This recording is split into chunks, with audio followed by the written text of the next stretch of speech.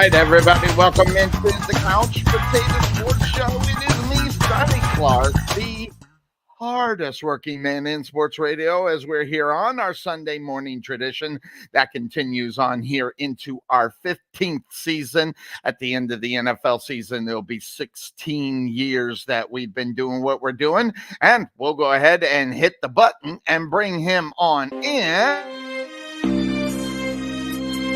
I don't know. I've already missed this. Oh, good Lord. Ladies and gentlemen, it is the Godfather himself. Good morning, the bragging rights champion. We're not worthy. We're not worthy. We're not worth. Wait. Hold on.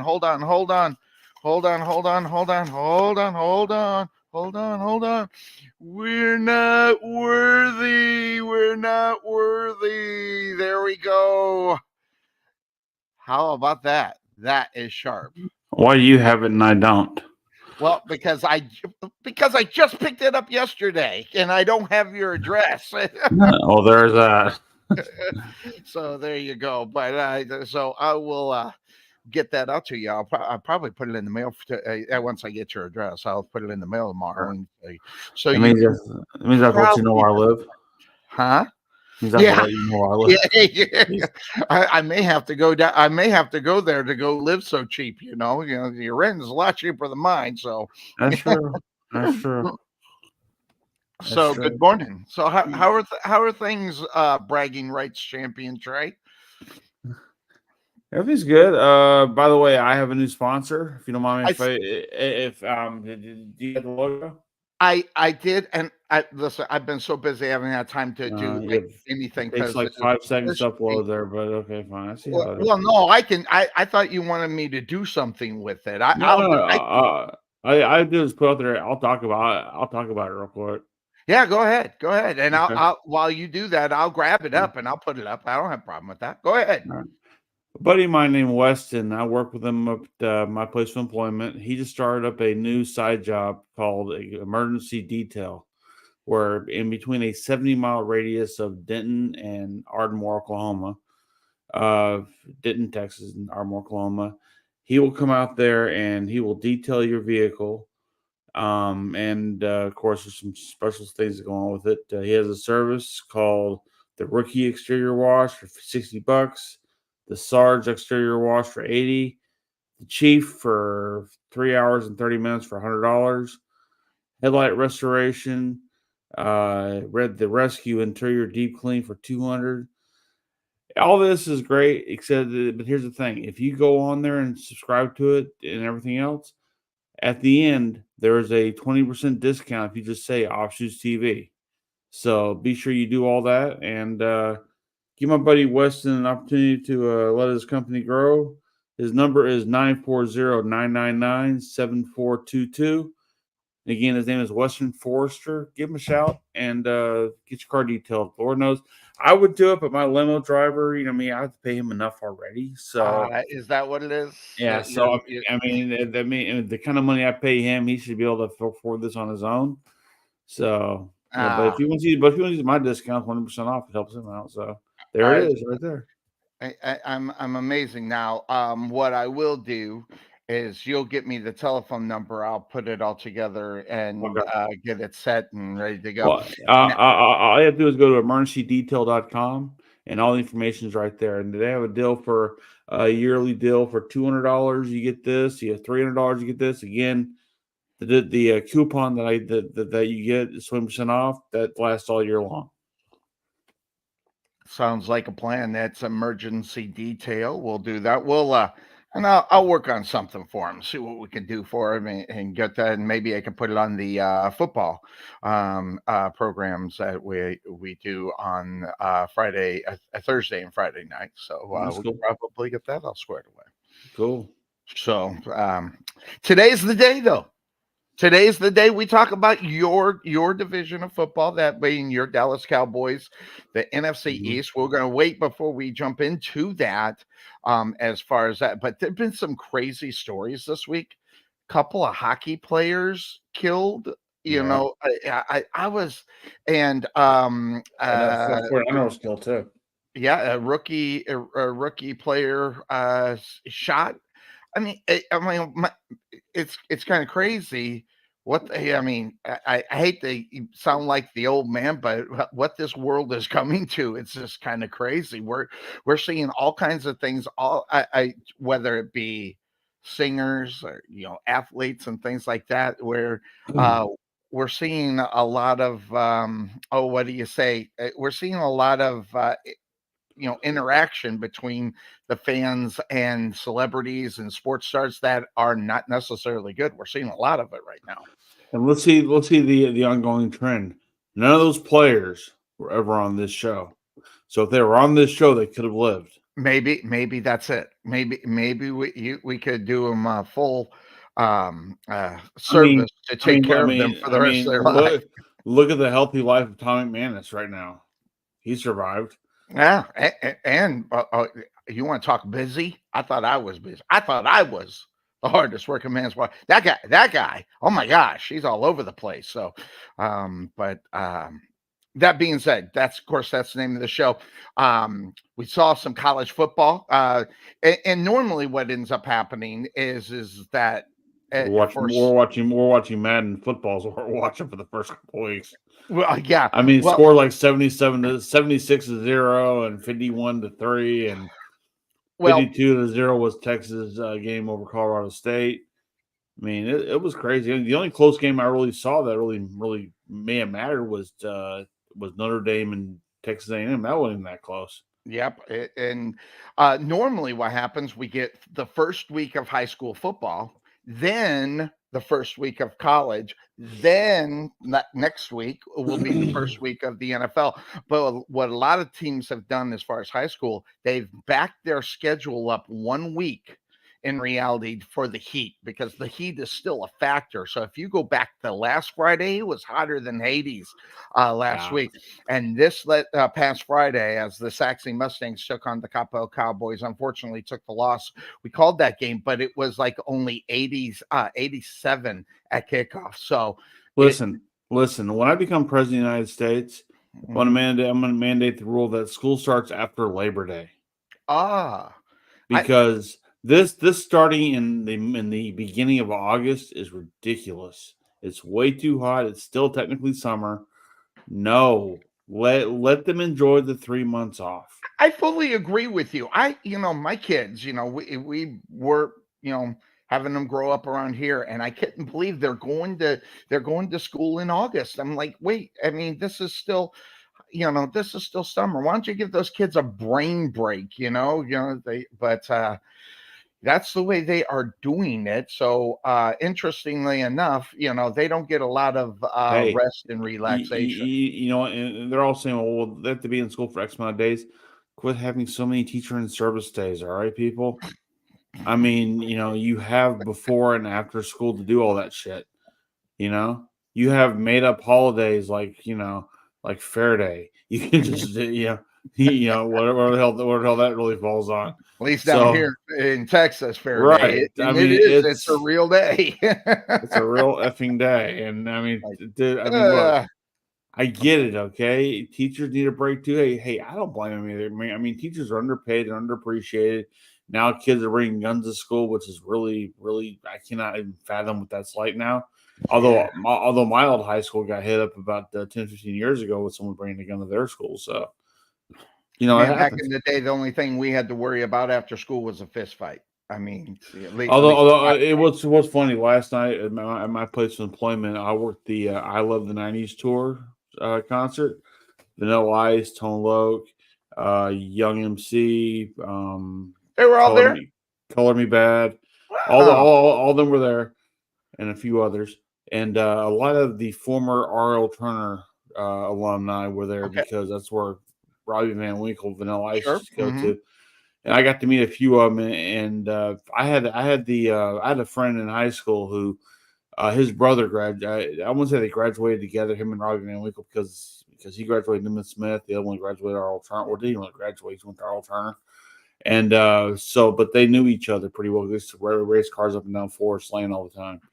So I mean, it was cool to see a lot of the former Carrollton alumni out there at the same time. It was a hell of a show. 2,600 people were there last night. Wasn't a jam packed show like the Motley Crue show was, Mm. but definitely it has people, and it was loud, and the meet and greet was uneffing real. I believe That it. I oh mean, my all those god. man, those are the late '80s and early '90 And bands that just and you know what the funny thing is, the went. whole place shook so damn loud because the bass was so damn loud. And I'm sitting there going, "That's the '90s. All they cared about then was the freaking bass." You know, I mean, Hey. well, what's his name? Rob Bass was there, I think, as well. Yeah, Rob And Bass, I yes. mean, yeah, and I mean, they had, I mean, just, I mean, I was on the other end. I was on the other end of the place, so I couldn't really see. I mean, I saw the concert on a video screen, but I couldn't really hear it very well. But all you heard was like the whole place shook so much. I'm sitting there going, "This is what the '90s was." Unfortunately, I have to lay claim to that, but I mean, you know, Yeah, it couldn't really. but that's not a bad claim. That's not a bad claim. See, I get What lucky. I get the what 80s wasn't and my 90s. thing? It wasn't my thing because, well, unlike a lot of people, I like to actually hear what they're saying, and you really could under no, so no, and everybody's holding the microphone like this, a microphone. They're up to here with it, you know. So not, I mean, no, it's just Yeah. it's not my jam, as it were, but Mhm. at the same time, there were those there, people a little bit older than I was, that were just jamming out to it, and hey, good luck with all that. They had fun. I'm glad they did. At the same time, I'm like, it's very familiar territory to be around when you're around people who they can reminisce about Carrollton, Texas, and the old days of that, and people sitting there, not remembering when Josie Lane and Rosemead had a 7-Eleven and a Burger King. Now it's been there forever. But I remember when they were first building the damn thing. So I mean, that just tells you how long ago I go back to that place. But yeah, it was a lot of fun last night. And of course, I won't give the name of where I work, but like I said, contact my buddy Western Forester for his emergency detail stuff. And I've known him for a long time, so that's why I told him I help him out with my show and your show as well. As long as I'm Yeah. on any type of thing, I will definitely help the I'll kid try to out. work on a commercial to put it on our regular roll on the high school football All anyway, right. and because it won't hurt anything to do that at all. But yeah, but But by the way, yeah, by the way, I never got back. You never got back to me on the whole creating me a movie review video. I listen. I'm known as the hardest working man in sports radio. You know, I'm lucky to see anything. So, and uh, if and when I get an opportunity, I will do that. For the uh, next couple of weeks, I'm like solid uh, booked. But I'll see what I can see what I can put together real quick on that. no. Get me a script or something, and Yeah, as far as no, what you want. I mean, just a basic video to hype up the name of the show because I've been watching a lot of movies at home because I don't like to go anywhere. Mhm. The way I look at it, if I leave my house, I'm gonna get paid for it. Right That's there, you that go. simple. That's the way I do it. Right.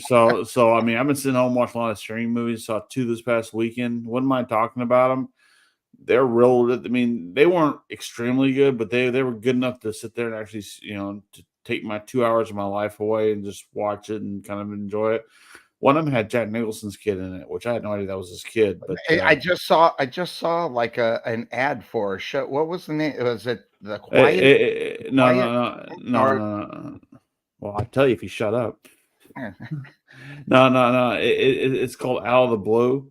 okay, And, okay. and for those who remember the movie Wild Things, Mhm. think of that. Mm. Okay. Murder mystery type swerve one way or the other. A little bit of that. And Ray Nicholson, who is Jack Nicholson's kid, he plays this young convict who gets out of jail, and then this older cougar, Diane Kruger, she kind of persuades him into helping her out, and just go from there. And the other one I saw was called The Neighbor, which had William Fitcher, who was he's one of the prison guards in the Longest Yard. He was like the main one that the warden always went to. He's been in a bunch of stuff. I think he's in Lone Star and a few other things. But He's in this movie. Michael Rosenbaum, who played Lex Luthor in Smallville, he kind of played the villain, the bad guy neighbor who was abusing his wife. And it's a very interesting movie because it had no clear ending. You know, I don't know Hey, why I you move. switched to the no, I I, switched I to the I host was side. moving my mouse. I must have Well, if had I it do on this, there. let's see the thumbs come up. Yeah, yeah. Well, I'm No, gonna leave it no. that way. But I This kind of reminds me of Options TV. Now I'm on this side here. um, I I actually just watched a movie about a crazy guy, and he kidnaps these three girls. I just can't remember, and they tied it into Unbreakable. The I, Split, Glass, huh? Split. It's Yeah. called Split. I just and I'll tell you, I felt queasy through the whole thing. I was like uneasy through the whole thing. How real it felt. It was so it is Mm, nuts. So, but yeah, but that guy's got a lot of work that he does too. So, yeah. so I'll do that. I'll at some point try to find that and get that squared away and send you over that if and when I get some time. I got to figure out Right. when I'm going to do it. But so much so I got to clean the apartment. I'm going to do that after the show. I got to clean Oh, the and apartment. by the way, next week I have Sunday off, so I will be able to do my show live from here. I'll have Cooper with me, but I'll be able to do it live from my studio, and then take him home, and then I'll have all day Sunday to enjoy first week of NFL football. So Hey, you need to get some. You need to get some.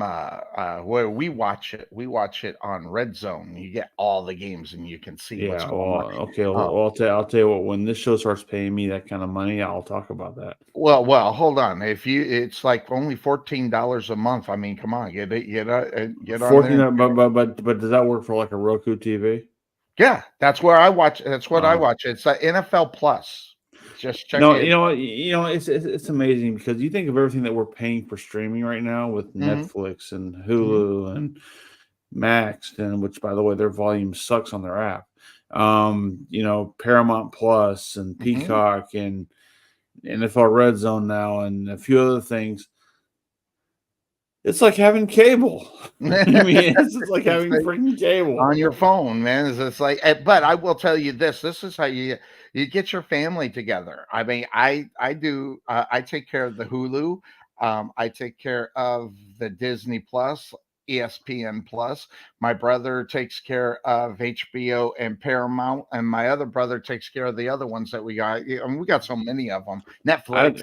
I don't know if you quite remember, but I don't quite have a family right now. So I mean, What? the people that I used to help pay for their house, Uh-huh. yeah, they've kind of abandoned me on that. So I mean, You need to kick their ass. well, I mean, all I have now is my buddy Mike's information to where I can get some of that stuff. But a lot of it is like it's just it's like like Apple TV. They got some good programming coming up, Yeah, but yet I have Apple TV too. but yeah, I don't want to spend the 14.99 or whatever it is a month to do it because how often do I get to watch it?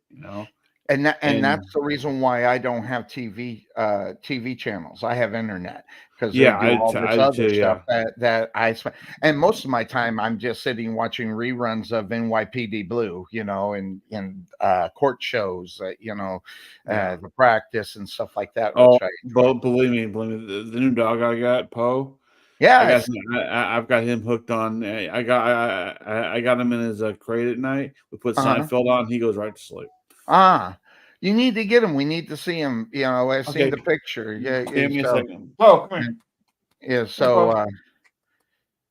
well, because I've seen Cuervo's animals and stuff like that, and he'll come around. And I'm saying you don't have to do it now. He'll come around while you do the He's right show. there in the hallway. He's kind of looking at Yeah, me like I'm nuts. he'll come and see you at some point. So, but we need to see him. Yeah, That's come on, important. but So, I got ways to get him.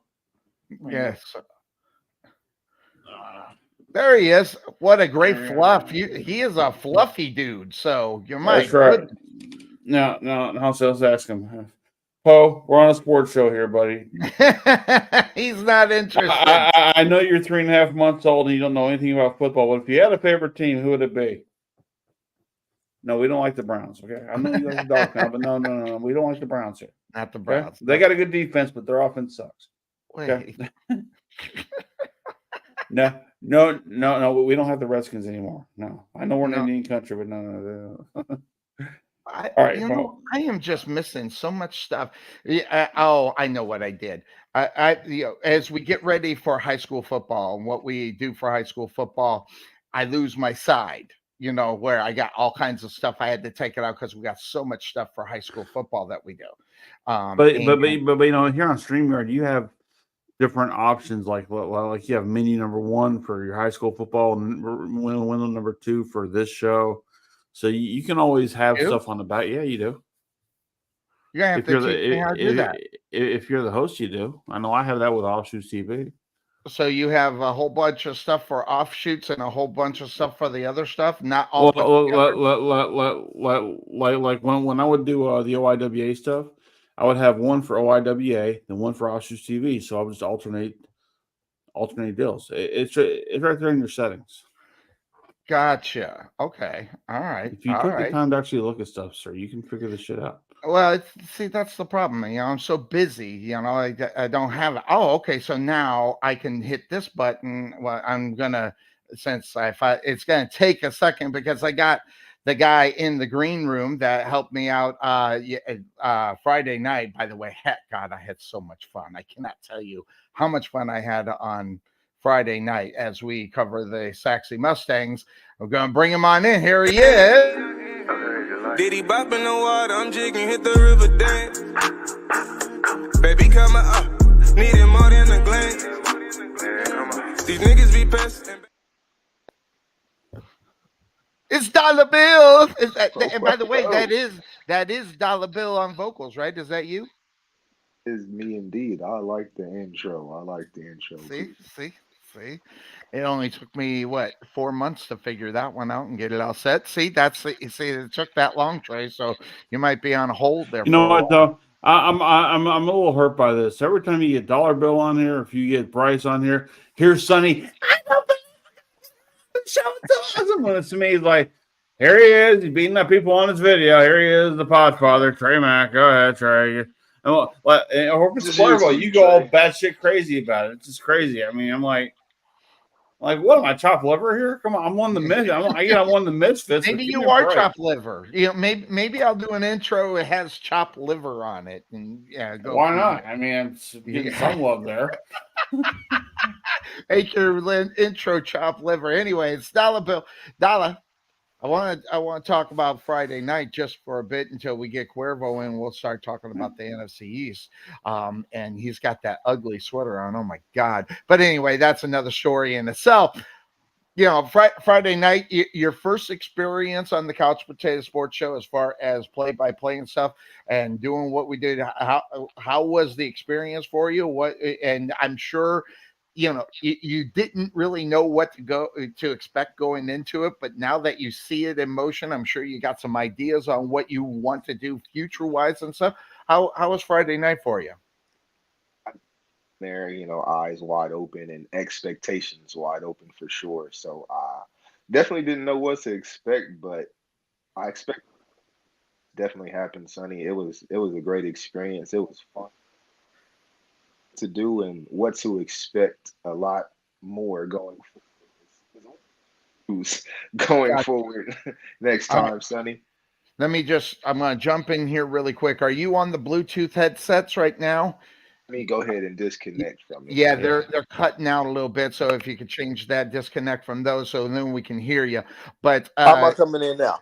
that's perfect. Thank you. That's There we go. perfect there. So yeah, So, and have you had a chance to go back and watch the broadcast at I all? was watching it a little bit. I got up until about a little bit before the first quarter started, but I'll have to go back and just rewatch it all. Yeah, watch it all, get an idea, and you can see yourself. And by the way, your commentary was outstanding. By the way, we heard you really well. I got to figure out a way to get all of us in the picture, but I don't know if we will. So we might go a different, another idea on that. So I got some I things did have an in my head. idea. With me just bringing my computer next time, I could probably just broadcast on my own computer right there, and then whenever I go downfield, I'll just switch it. Switch them off. Yep. And I can just take you in and out. So it'll work out just fine. So, Yeah. but Saxy Mustangs, unfortunately, we saw a good game for 3 quarters. And really, before the big run that, really kind of, laid it down. We saw just only one drive where they did not play well on a drive, at least defensively. Defensively, the Saxy Mustangs were really solid, and we kind of expected that, at least from what Coach was talking about, and plus from what we've seen last year to this year, a little bit change up on the offense as well. What did you see out there as far as the game is concerned? From the Saxy Mustangs. Well, Sonny, I saw the same thing as you. They were in a dogfight for about 3.5 quarters. It was a 7-point game up until about the 6-minute mark in the fourth quarter, and Saxy was pretty much driving to go tie the game down. But turnovers and a couple bad snaps kind of killed drives and killed momentum that Saxy had on a couple drives. I did notice whenever that big defensive tackle, Sheku, went out, Coach Barron said he switched him out with a sophomore. I did notice the sophomore he was getting a lot of good pressures, getting a lot of good hurries. So that's something to watch going forward. Number 92 is the sophomore that I'm talking about. I can't remember Haley. his name. Haley, yes. I apologize, Haley. But yeah, he was getting a lot of good pressures and a lot of good coverage and stuff, tackles for loss for the Mustangs defense. So I did notice that switch up, but just those momentum killers with the bad snaps and a couple turnovers that really messed up a lot of drives for the Mustangs, forced the defense to come back on there a little bit earlier than probably what they were ready for. And probably. Whenever you see those hands on the hips as an offense, and you see those hands on the hips when you got your defenders in front of you, it's pretty much barbecue chicken time, and they took advantage of that. Yep, definitely. And we're gonna it's kind of like what we got going on today. We'll got to get you a little bit more centered, with your laptop. We get you there. You go right in the middle, and with your camera as well. He was more on my side though, so that's all cool because we were the same team, and I'm good with that. Well, maybe that's better. Here we go. I've been demoted?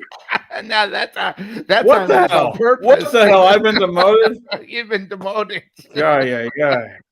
You kiss the ass of the new guy, don't you? Jesus Christ! Absolutely. Hey, this is really this is going to be a fun year. And getting all squared and ready to go to do what we're going to do for the show for the high school football. It's going to be a lot of fun. So, a lot of things. Just want to go over. It was the Ricky Pearsall, the rookie for the 49ers, got shot, and it unbelievable. And 2 hockey players were unfortunately killed in a drunken driver kind of thing. It's been a crazy week as far as that kind of stuff.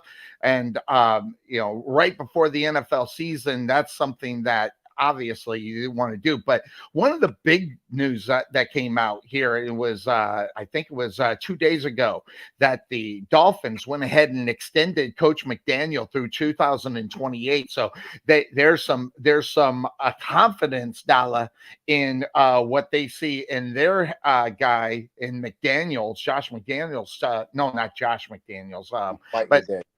Mike McDaniels, what they feel about him. What's your take up on what you're seeing as far as the Dolphins are concerned and their, obviously commitment to what he is doing as the head coach of that football team? Well, Sonny, day and age. Go back to Bluetooth. Yeah. We're getting you kind of cutting. Go ahead. Try again. All right. I said, well, Sonny, we already know that in today's day and age and league, it's an offensive league. The offensive minds, the offensive geniuses, the Sean McVays, the Mike Shanahans, the Kyle Shanahans and the Mike McDaniels, those are the guys that are getting paid. Those are the guys that these teams want running their organization, setting up the tone. It's an offensive league. That's what we want to see, the high-flying passes, the running up the scores. And the Dolphins did a lot of that last season, and I liked what I saw. And clearly the Dolphins liked what they saw as well, extending Mike McDaniel, but their defense does still leave a lot of concern for me, at least, with their pass rushers. I know they are getting a couple guys back from injury, Bradley Chubb and Jordan Phillips, who didn't play in that playoff game last year versus the Chiefs. But, I mean, I think it's a good move. I mean, honestly, you'd have to pretty much go with what's available. And there probably is nobody available that would probably get you over the hump like Mike McDaniel could. So I see no reason why letting a good coach run out his contract like we have a situation going on in Dallas right now. But we'll talk about that a little bit later. Yeah, that's But going to yeah, be in part of the Cuervo. If you can hear us, you went to a dark screen. I was about ready to bring you up on. I'm not sure if that is the connection that you have, or if you turn the camera off. I'm not necessarily sure. So when I see you in the green room, I'll bring you in. As far as that's concerned, some other things again. We won't talk about that, but Jacoby Brissett named the starting quarterback for the Patriots, and listen, okay, so he's going to rewrap and try to come back. Joby, he is a guy that's been here, there, and everywhere, but he was one of the guys that actually kind of put Buffalo, to start before Josh got in there, Josh Allen. He started what was going on in Buffalo. He took them to the playoffs for the I think you're first thinking time. about Tyrod Taylor. Oh, I am thinking about Tyrod Taylor. You're right. X that out, but Jacoby Brissett been a bouncer, here and there for a couple of football teams, and the Patriots landing on Jacoby Brissett as their starter, Trey. I'm not necessarily sure what the mindset of that organization is in reality when you name that guy your starter instead of your guy that is supposed to maybe take you on. What's the difference between Jacoby Brissett and a rookie in reality? Not much, because you know who Jacoby Brissett is in reality. Yeah, but you're talking about a guy who's actually had NFL snaps, like real NFL snaps, not just preseason. So start the season off knowing that he's a dead man walking right now, knowing that at the time when if he's throwing 4 interceptions a game, he can be replaced. Remember, they're in the rebuilding stage right now. They're not looking to win a Super Bowl this year, next year, the year after, but they at least have a 5-year plan to at least get to where they used to be. But that's 5 years, and that's a lot of draft choices in between there, and a lot of free agents that'll have to come in there to help that happen. Again, Jacoby Brissett is a guy. He's a name. He is – I'm not saying he's Ryan Tannehill, but he's a name we're all familiar. He's a Gardner Minshew. We've all heard of him, okay? So he's a bus driver until the next bus driver comes in, until they have the right guy. Now, who knows if they have the right guy now? Mm-hmm. But they have to – I mean, remember, no one knew anything about Tom Brady and how good he was going to be considering where he was drafted at. And yet he stepped in after Drew Bledsoe going down with an injury, and he took off from there. So, I mean, we don't know. I mean, he might be the next Tom Brady in waiting, or he might be, Mike Jones. Exactly. So, I mean, as opposed to throwing him out there in his rookie year, first game, all the pressure on him, and let him get lit up like a Christmas tree, let's let him sit back a little bit and watch the game, because the game gets a lot faster in regular season than does in preseason, and he has to watch that. So once he starts seeing that, then he can adjust to that during practice, adjust to that to his mindset. Because remember, being a quarterback, 70% of it's all mindset. Can you run this offense? Can you tell the players where to go? Can you understand what the coaches are saying? There's a lot that goes in that a rookie, as you point out, they're not going to be able to figure out mostly their first year. Now, some do. C.J. Stroud's an anomaly. Mm-hmm. But definitely, I mean, look at some of the great ones. Troy Aikman did not figure out his rookie year. He got the shit kicked out of him. Peyton Manning, same thing. So, I mean, not every great quarterback is going to have the great first year starting out. So, why not, instead of killing the guy? I mean, Jordan Love sat the bench for how long? Okay. Until it was time for him to start, until they had to kick the other quarterback out. So, I mean, very much how Brett Favre went out. I fully Aaron agree Rodgers to with get his you spot. because they're throwing really in reality the new NFL in reality is throwing the rookies to they are throwing them to the wolves in reality, and but at the same time that's what you're getting. It doesn't, and I've always said this. So you go back in the archives. This is the kind of thing that Nobody wants to do does.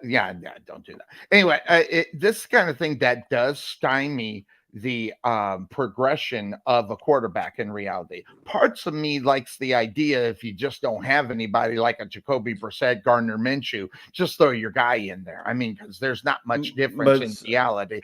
I get what you're saying. Hold on. I get what you're saying about having the NFL experience. I completely get it. But everybody and their mother knows that the Patriots are going to finish fourth in this division. Now, before I go to Trey, I'll shoot it over to Dolly, get his idea of what he thinks about the idea of Brissett getting the start over Maine. Go ahead. Well, I'll bounce it off one thought that you said, Sonny, and just stymieing the growth of some of these quarterbacks, just throwing them out to the wolves early. I could really play both sides on this one with I do. Yep.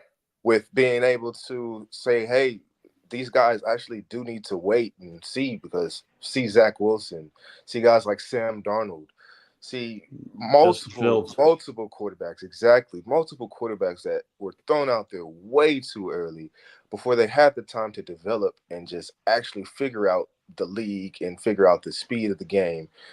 But on the other side of the coin, you got your quarterbacks that are now making $50+ million, and they're wanting their contracts after year 3. They need to know if they have their guy or not. Exactly. Good point. So they don't necessarily have time to sit and wait, because by year 4, we at least need to know if we have our guy or not, or if we need to draft another quarterback. But the thing is, if you sit them for 1 year, not saying every team should do this, you sit them for 1 year. That's 1 year of being a paid experience right there. Just watching the game. Who is your starting quarterback? Who do you have a Jacoby Brissett? Right. Do you have a Drew Bledsoe that could start in place for your young guy that you don't have to throw him out to the wolves early? Not every team is set up like that. No. Like the New England Patriots, they have a great situation. Not every team is set up like the Green Bay Packers to be able to just funnel in quarterbacks year after year to just sit and wait. So not everybody is necessarily set up with that situation. So sometimes that rookie quarterback is going to have to get thrown out to the wolves, and we'll see if he's a dog or not, or if he's just a little pup at the end of the day. All right, let me go ahead and bring him on in. He's in the green room. I can already tell he's got a better connection. Let's get him here. Can't see me.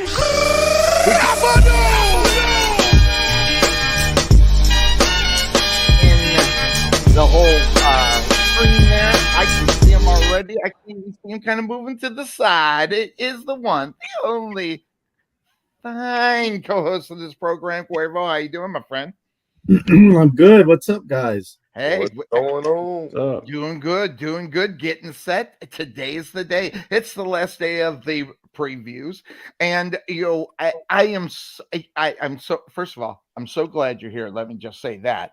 Number 2, I'm also so glad that Mr. Trey Mack is here, because I think this division of football, I think we're going to get a lot of different looks on that from all the people. Did you send the link over to Greg? I did. Okay, I did. So I just want to say one thing real quick, Sonny. It's good to see that guy right there. This dude, not driving all around, the state of Texas or Oklahoma, wherever he's at. On those days, it is a bear, because it's having to get up now with the dog in the house. I have to put him in a crate from 8 a.m. until when I get home at 1 a.m. So I feel bad for him, because I have to drive to take my son back to his mom's, head back the other way back to work, and then it's a beating. So well, I got to show everybody, and it's, since most people here is the plaque, the winning plaque for the bragging rights. Ooh, that's gonna look So good. Dollar Bill, you need to send me your email. So this is really nice. This is one of the nicer ones. well, the nicest one that we have. And Mr. Trey Mack gets the first one. I'm also, when we get everybody in, I'm going to give the people the option of what trophy we want for the winner of this next season, this upcoming season. So I'll give you the option of which one we're going to use. So that's something to, and where everybody will get there. And there he is, Mr. Greg Weber. Good to see you. The resident Philadelphia. Oh God, that Eagles thing in the back. Ay, ay, ay, ay, ay. So how you doing? Good to see you, Greg. Not as bad as that guy's shirt. Yeah. that ugly, I told him it was an ugly sweatshirt. I did. So I'm right there with you, Greg. Beautiful. Yeah. American sweatshirt. Yeah. So all right. Now that being said, since we got full bow here, let's go ahead and let's start that. Now, here's what I'm gonna do. I did it last week with Cuervo. So what I am going to do for this week is I'm going to give it to that guy right there, Mr. Trey Mack, the bragging rights champion, to start this out as we go from fourth to first in the NFC East. So I'm going to shoot it over to Trey to talk about his team that he thinks is going to end up last in this division. We'll get everybody's opinion up on the team and stuff, and then we'll predict where they'll be. So to start it off, Mr. Trey Mack, who do you got going in fourth place within the NFC East? I'm very interested to see who's going to be there, at least according to you. This is a really hard division to pick because everybody sucks. Yes.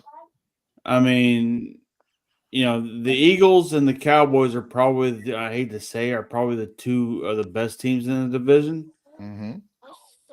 But that's not going to be saying a lot because if the Eagles are resting on the laurels of Saquon Barkley, good luck with all that. Mm-hmm. If they're waiting to see if Jalen Hurts is going to have the great year this year like he had a couple of years ago, he has some downtime too, which he hasn't quite recovered from yet either. Plus, I got that damn trip to Brazil. I mean, who the hell plans for that on week one? and going to a place where green is not good. Right. And both teams are wearing green. Yeah. I mean, the dogfight for fourth place is going to come down to the Giants and the Commanders.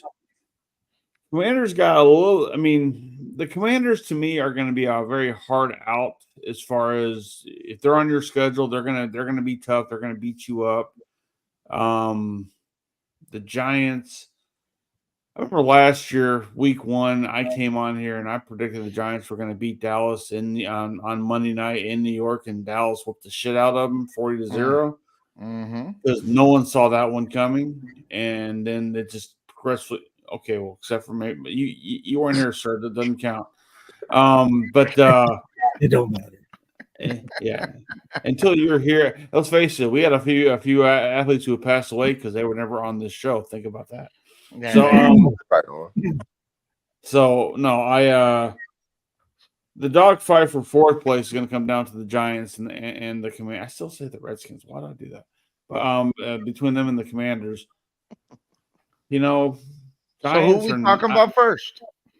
I guess the Giants. I mean, because they look good in Hard Knocks. Again, I don't buy into the Hard Knocks thing, but they look good in the draft room. But then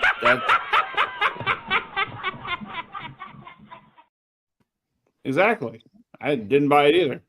So much like I don't quite buy the Bears and then their Hard Knocks thing either.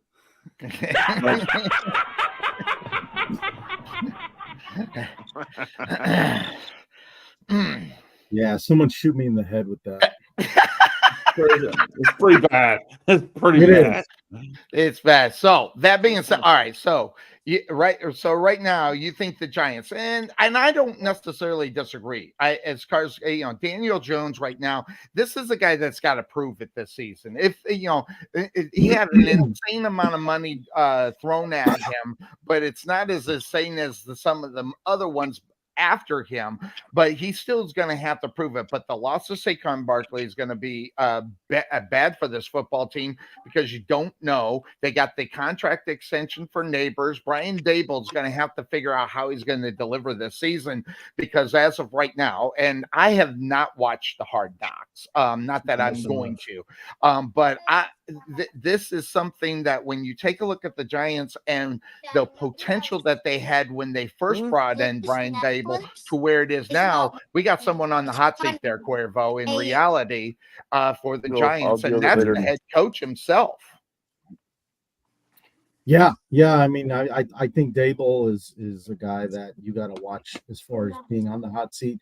There's a lot of expectations, from what he was able to do in Buffalo with Josh Allen and that offense. He gets a head coaching job in New York, and it just hasn't panned out, And I think, for the Giants, the most exciting part of that Hard Knocks was watching them fumble Saquon Barkley away and letting him go to a division rival. So that was quite entertaining to see. But other than that, was terrible. Crazy knucklehead are terrible. Yeah, you're right, Chuck. It was terrible, but there's another team in the division that benefited from it. So did they? For me, I don't think this. I think this division is a lot more clear cut than maybe the actual NFC East fans think. And an outsider looking in, to me, I think this is pretty clear cut. It wasn't that hard for me to figure out. So, yeah, for me, the Giants are fourth. Go ahead, Trey. Looks like you were jumping in there real quick. I've been on record saying I'm not a big Saquon Barkley believer, mainly because he's not been healthy all for the duration of his career. So, I mean, is he a nice runner? Sure, he's nice, but he's not the end all be all that the Giants try to make him out to be. And I'm pretty sure the Eagles know that's not going to be the fact either because they got a better run in their quarterback than they do the running back. But interestingly enough, Greg, there's the chuckles coming. So this is the guy that gets the benefit of, Saquon Barkley. What's your opinion on the Saquon Barkley addition to the Philadelphia Eagles? A couple of years they lost their guy Sanders, if I'm not mistaken. And I did not understand the move more so than it was a money move. I get it, but at the same time, I didn't understand it. Saquon Barkley, I don't know if he's as good as Sanders in reality from a couple of years ago. What do you think about Sanders or Saquon Barkley joining the Philadelphia Eagles? I think it's a great move for Philadelphia. They've always needed a top-tier running back. They always actually had a duel. The last time we took that thing in 52, Super Bowl 52, we had two of them, Jay Ajayi and LeGarrette Blount. There were some power backs in there. So as long as we have a double head back there that can do and run the ball and create some passing downs for them, it'll be great. And Saquon was overused so much with the Giants that it allowed him to get hurt a lot. That line was horrible. Now he's up. Now he has one of the greatest offensive lines in football, and they don't need to rely on him as much as they do because once you start paying attention to Saquon Barkley, you're going to miss out on A.J. Brown, Devontae Smith, Jahan Dotson, Dallas Goedert, and what other weapons do they got out there? Yeah, but we're talking about that. We're talking about the Giants right now. So that being said, what's your take upon the Giants now? When you take a look at the Giants, I don't know how much you've actually been looking. What's your take on what you're seeing so far? Whether you're watching Hard Knocks or just in general from last year and seeing what you've seen for the last few years. I see the Giants regressing in every section that they're getting into. I mean, they get Neighbors, they get a great wide receiver that comes out of the draft, but then they have a quarterback who's not going to be able to get to him because he's going to be running for his life. It showed that even in preseason. I think they were against the Patriots, and he threw a pick six like 10 yards from his own end zone. So he's already in midseason form. I got it. And Dollar Bill, you got two games with your Dallas Cowboys and the Giants. And that's the wrong team. Yeah, exactly. But you get two shots at each other in reality with the Dallas Cowboys. What's your take? What are you seeing in the Giants? What's your opinion of what you see? Well, my opinion on the Giants has not changed over about the past 6 years or Mm-hmm. so since Odell, really. They are not that good of a football team, and they will be picking in the top five yet again. Keeping it Uh, real. yeah, just keeping it real, if we're being completely honest. The moves that they made, they were okay. They made a couple cute moves.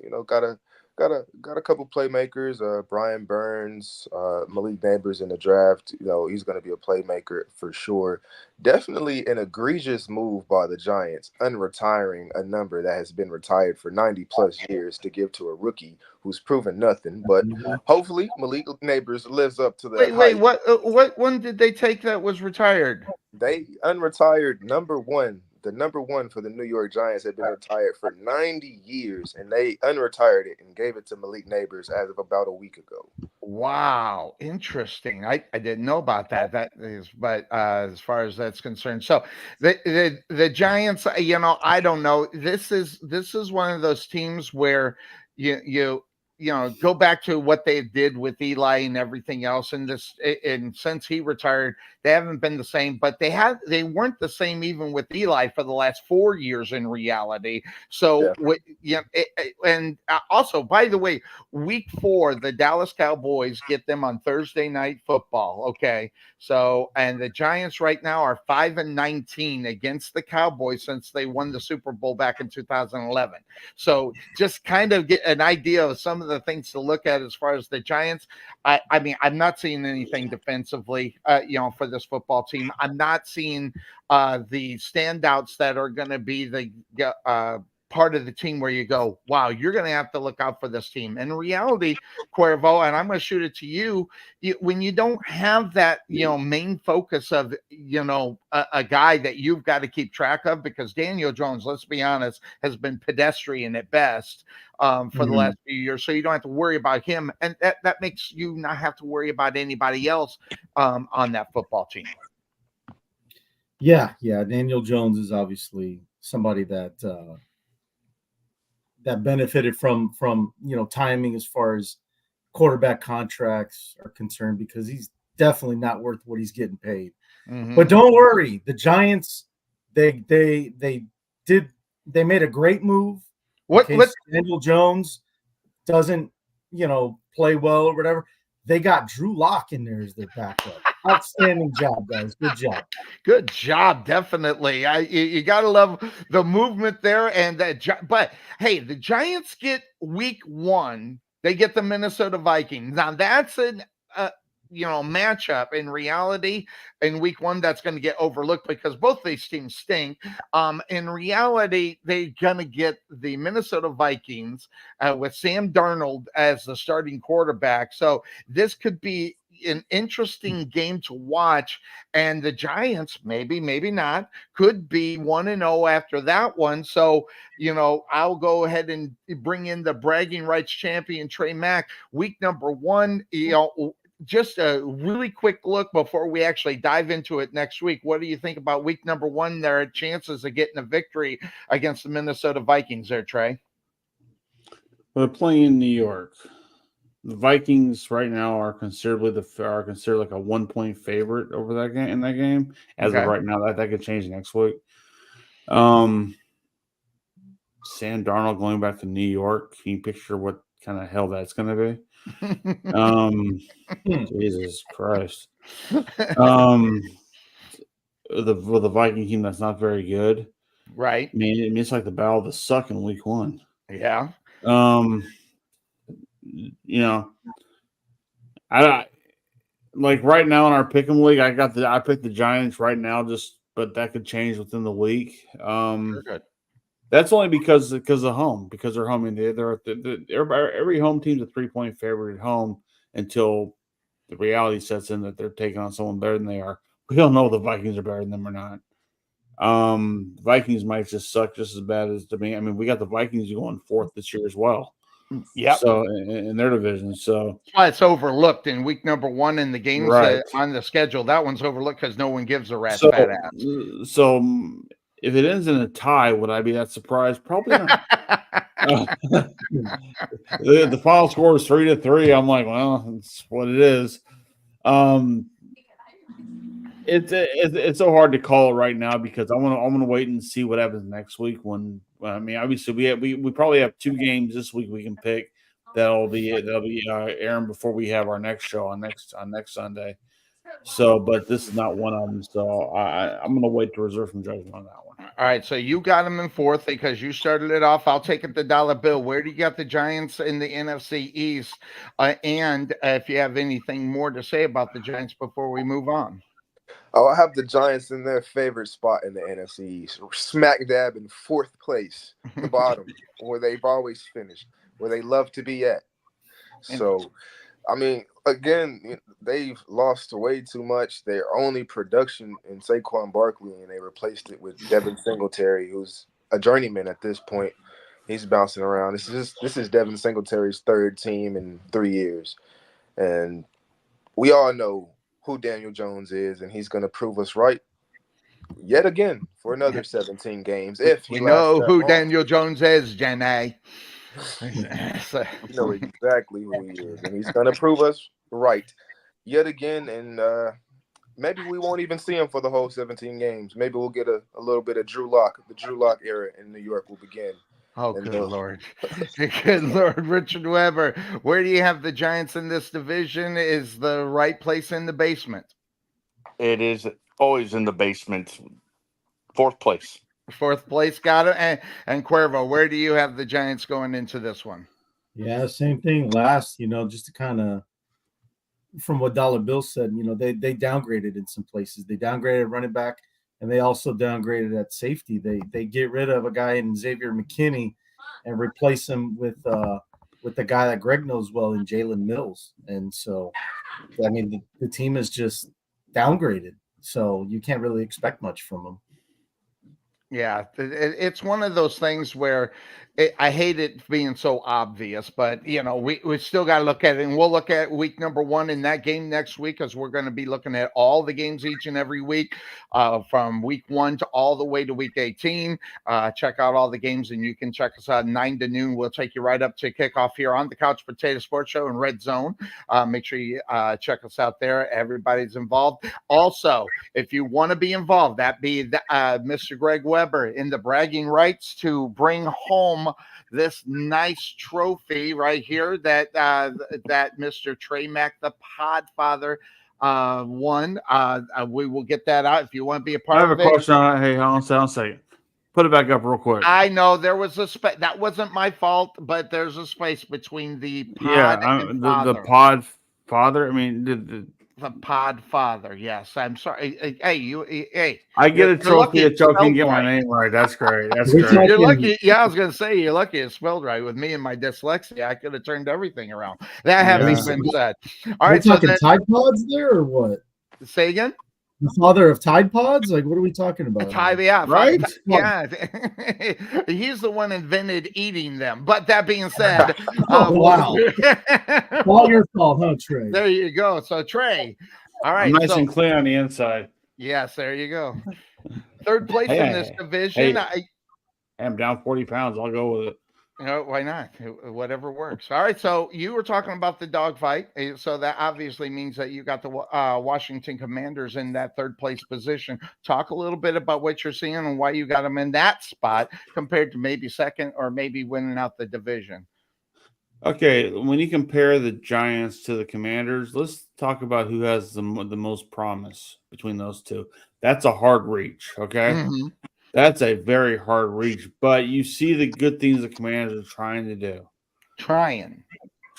They're doing a little bit more than the Giants are doing. They might have their franchise quarterback. The last time we said that was RG3.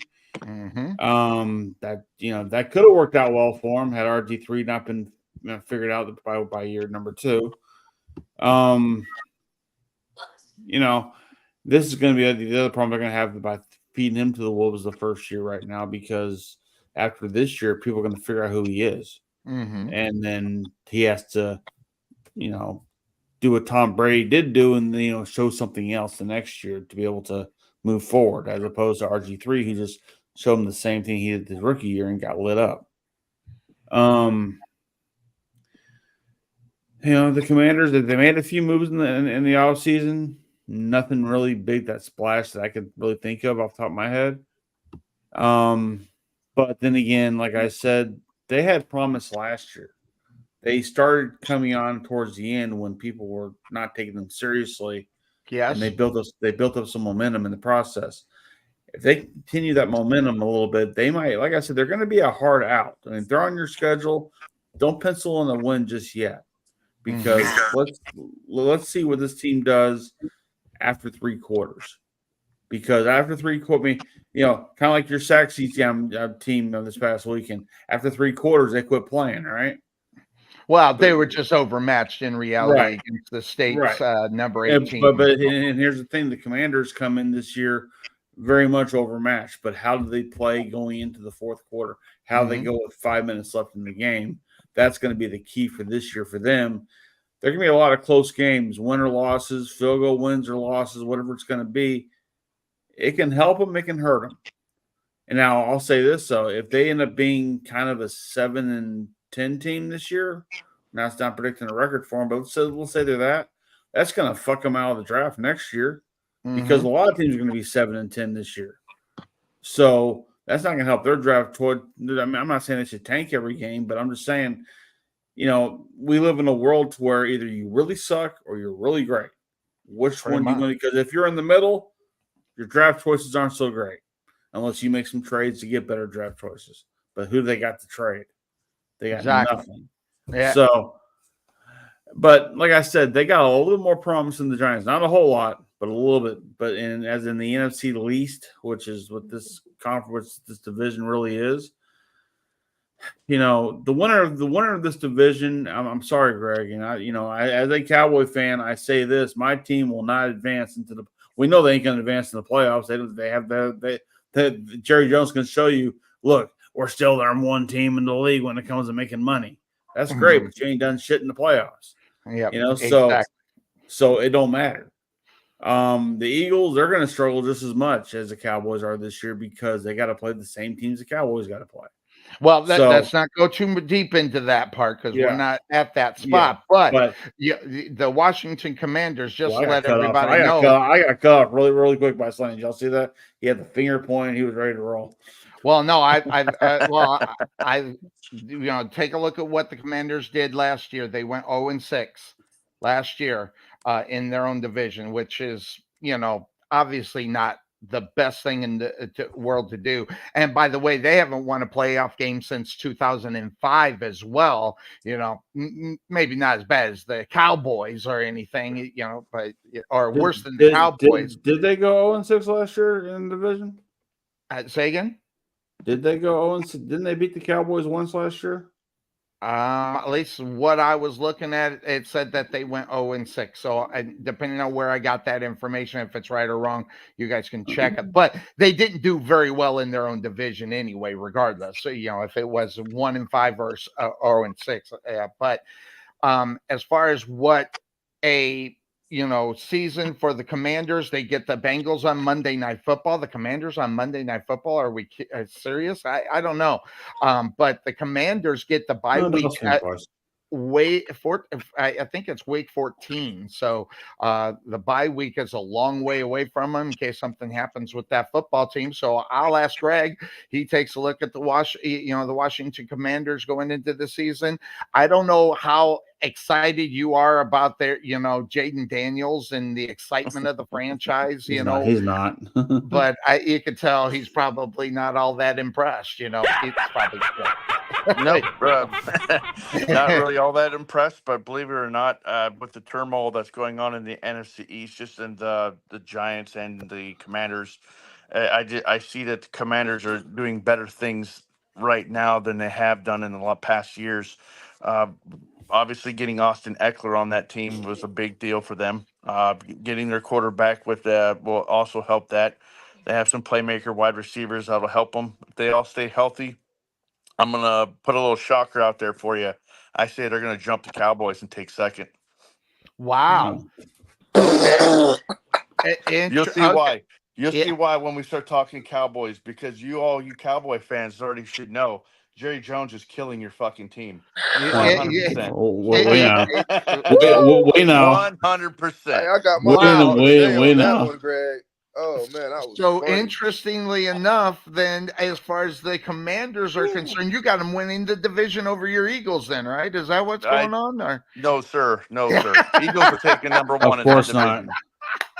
but all right, so dollar bill, take a look at the Commanders. I know you had a pretty good laugh about that one as well. But that said, what do you take a look at as far? I mean, Jade Daniels is supposed to be. It's has to be the savior of the franchise. It'll take a couple of years, but crazy jump. Where do you have what do you think about the Commanders? Where you got them? I mean, I definitely don't expect a crazy jump from the Commanders. Nothing like I don't expect a CJ Stroud, Houston Texans type of jump from the Commanders. But I definitely see a lot of improvements. They did a lot of great things in the offseason. Definitely did a lot of great things surrounding their quarterback with weapons. That's what you're supposed to do. If you're going to throw your rookie quarterback out there to the Wolves, at least surround him with some help. And they did a good job in doing that, getting Austin Eckler in the offseason. They already had Scary Terry McLaurin out there, wide receiver. They got Zach Ertz, a veteran tight end. So a lot of good moves, as well as beefing up that defense as well. Dante Fowler, Clelin Ferrell, a couple other linebackers, Frankie Luvo, as well as they already had pretty much all first rounders on that whole defensive line. So pretty good moves that the Commanders have been making thus far, but I don't see anybody that would necessarily propel them to second place in the division or playoff bound. I don't necessarily see that from the Commanders, but could they get 7-8 wins? Yeah. Could they scare a whole lot of good teams and maybe play a whole lot more close games than they did last year? Because they were pretty much getting blown off the field every game last season from every team.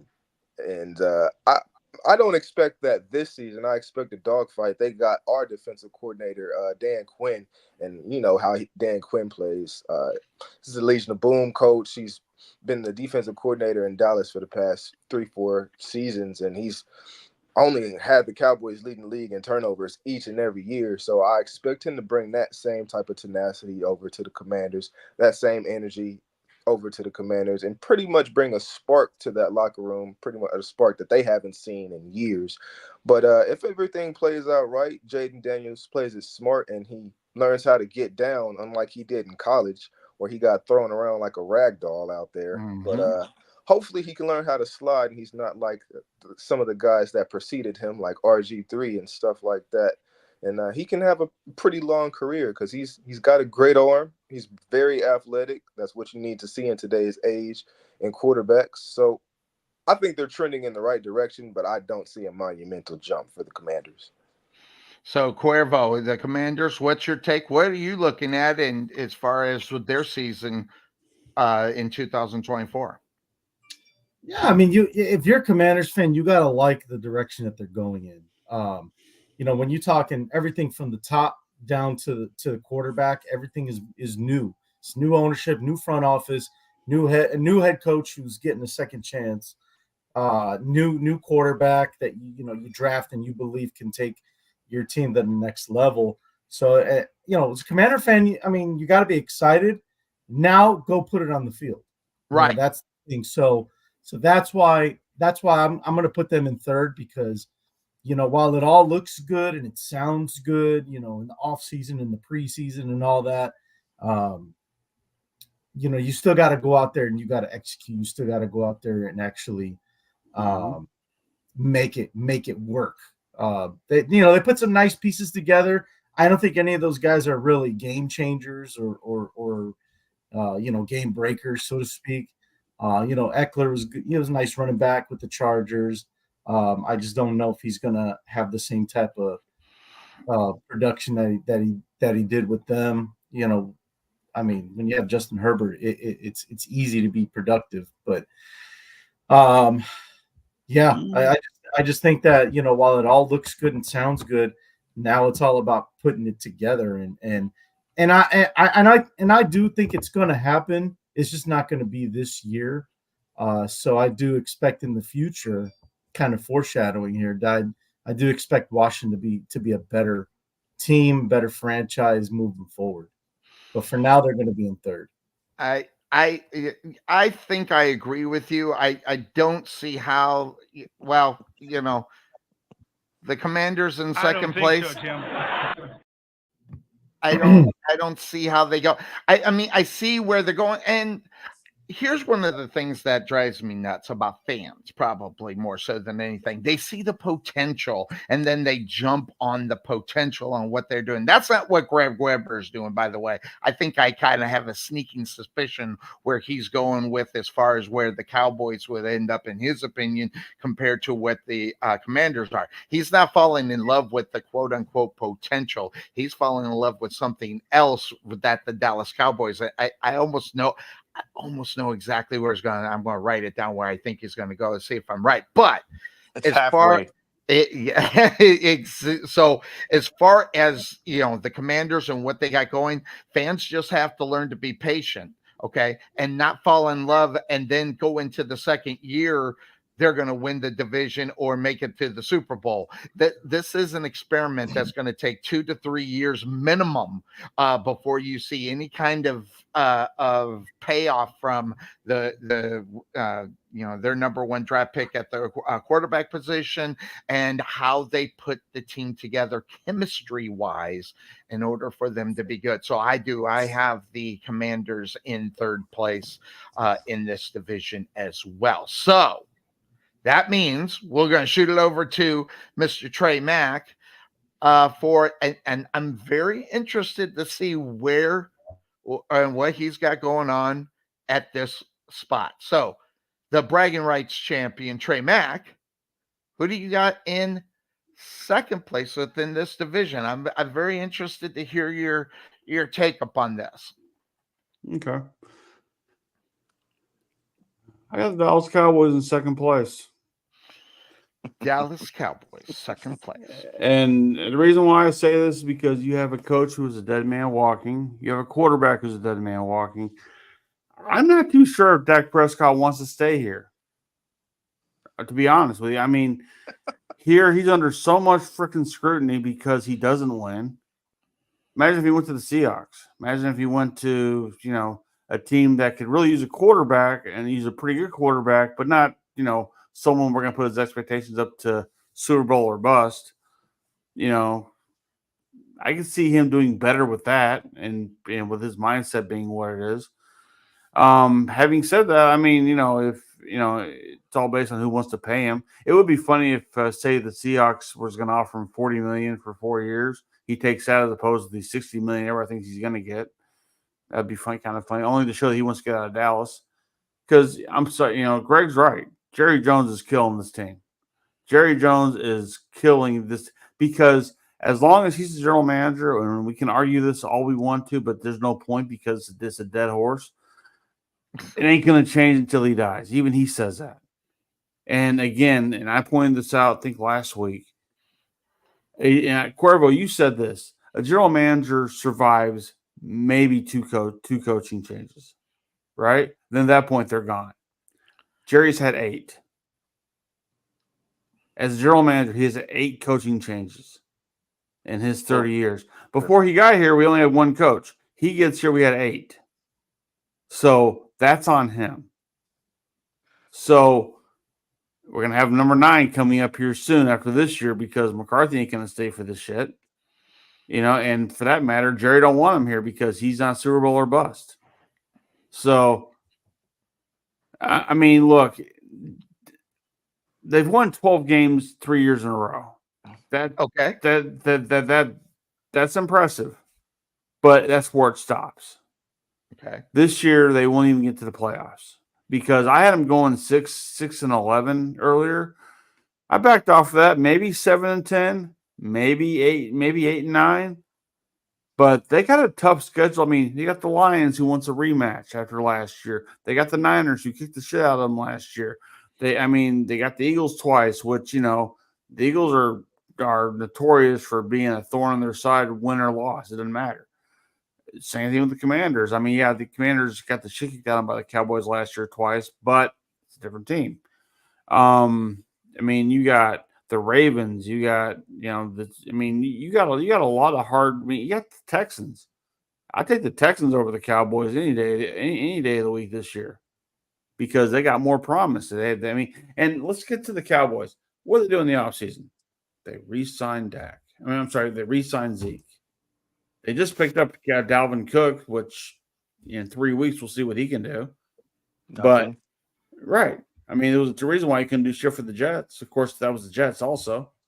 Yeah, there he is. But CeeDee Lamb, he re-signed. Good for him. By the way, there's 3 of them you can re-sign. Or there's 3 of them that were for re-signing. You already re-signed 1 of them. Do you want to keep Micah or do you want to keep Dak? Because you can't keep them both. And do you want to have a player that has more of an upswing, but a little more temperamental when it comes to his teammates? That's Micah. Do you want to pick the same old song and dance thing with Dak Prescott? That's on y'all. So yeah, I got him going number 2. I got him going number 2 in this division. Of course, that leaves us with this. Yeah, okay, fine. Hey, I got your team going number 1, pal. I was being nice. I mean, literally, when you look at what the Cowboys have been doing, there's this great meme that's going out there where it says, "I do my part," and I did my part, and then I did my part, and then it shows a nice little symbol of the Cowboys, and it says, "I didn't do shit."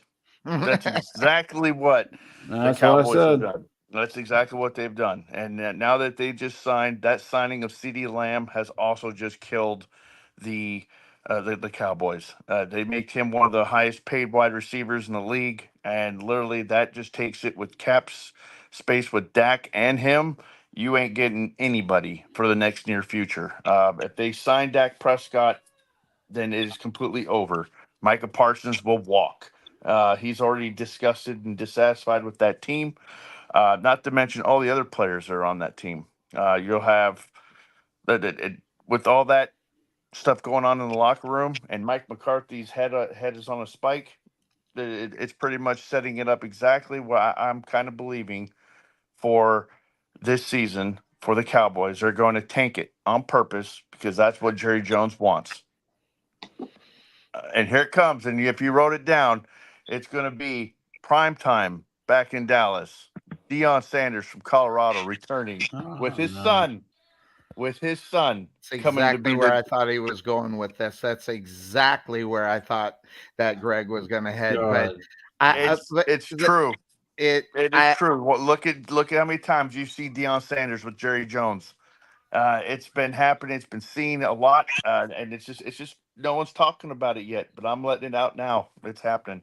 As much as the idea of who Jerry Jones is and what you're talking about and things of the stuff, I just want to point out one thing as far as the Cowboys and what Dak Prescott's all about and everything else. Understand that this was a team. I think it was last year. Their weakness was their defense. Their weakness is something that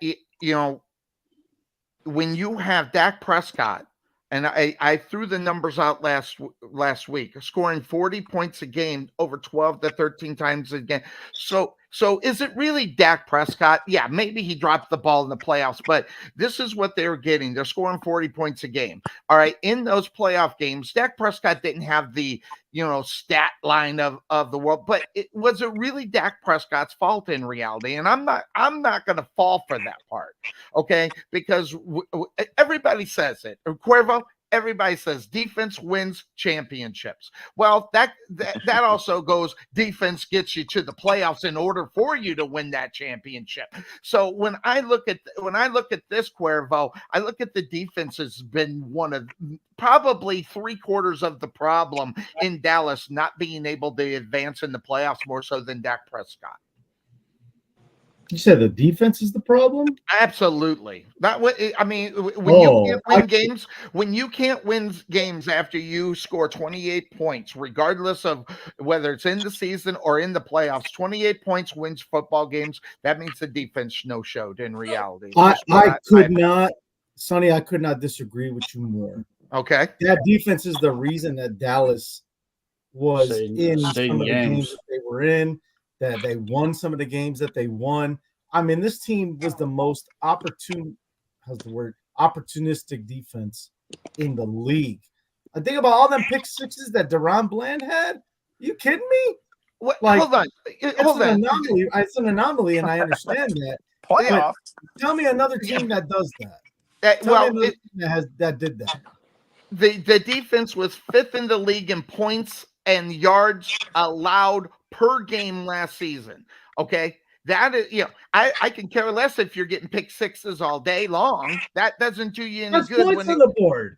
It may be it may be points on the board, but when you're giving up the yards, when you're giving up all the the plays up on defense, outside of the 10, okay, let's say they get 10 interceptions in the game. How are you going to overcome the other 30, 40 plays besides maybe getting an interception? Pick sixes are not happening all day long, but I don't know. Go ahead. And we got someone in the green room. I'll bring you on in a second, my friend. But continue that thought. I mean, it just drives me nuts when I take a look at it. They're fifth in the league in points and yards allowed. And how you want to blame all this on Dak Prescott. Fifth least, not fifth most. I think you got that backwards. The Dallas Cowboys were the top 5 in points allowed, not bottom 5. So, the Niner game didn't help when they gave 42 points. The Cardinals okay, game maybe I got that stat wrong because I'm looking right at the stat. Maybe I'm just reading it wrong. Yeah, they were definitely top 5 in defense. Top 5 defense in the league. So I'm all right. So I'll right. A lot of the times when I'm up on this show, I'll admit it. I might have been wrong. Sonny was not exactly right. Yes. So I was just looking at that whole thing. But thank you very much. Go ahead, Cuervo. Yeah. So the thing I'm going to touch on is kind of like what Greg was talking about. My thing is it's no secret. Jerry Jones, yes, he's too damn stubborn to realize that he is holding this team back from being something that they could be. And there's nothing anybody can do about it. Like if Jerry Jones says I'm the owner and the GM, there ain't a damn thing anybody can do about it. And Cowboy fans can be all pissed off all they want, but it's not going to. Wishing one hand, getting the other, and see which one fills up first, right? Is that it's a shitty situation for Cowboy fans to be in, but if you choose to be a Cowboy fan, you got to deal with it, right? So with that being said, talking about just kind of making a lot of changes or even going as far as blowing the team up, if that's the direction they're going to go, they should have never signed CeeDee Lamb to that contract. Now they're stuck with him. And now you got to decide, what are you going to do with Dak Prescott? Are you going to even be able to afford to keep Dak Prescott? Oh, by the way, Micah Parsons, he wants his money too. Are you going to be able to afford to keep him? Something's going to have to give, and they're not going to be able to keep everybody, or it's going to be just those 3 guys and a bunch of scrubs on the team. Like that make your choice, guys. So, I mean, if the plan really is to move on from Dak and other, they should have never signed CeeDee Lamb. Just completely rebuild the thing. Trade Micah Parsons. He's your best piece that you have to get the most draft capital, the best draft capital, and just make all the changes you want to make. Start all over again. But it's going to be the same thing because Jerry Jones is in charge, and he doesn't want to relinquish that GM spot to somebody that actually knows how to be a general manager. Yep. So that being said, To in the all the green New room, York Cowboy fans, I feel for you guys, man. Really, I really do. I don't. No reason to. No Big reason shot. to. All right. That being said, let's bring him on in. He's in the green room. Ah! Dig it, sucker.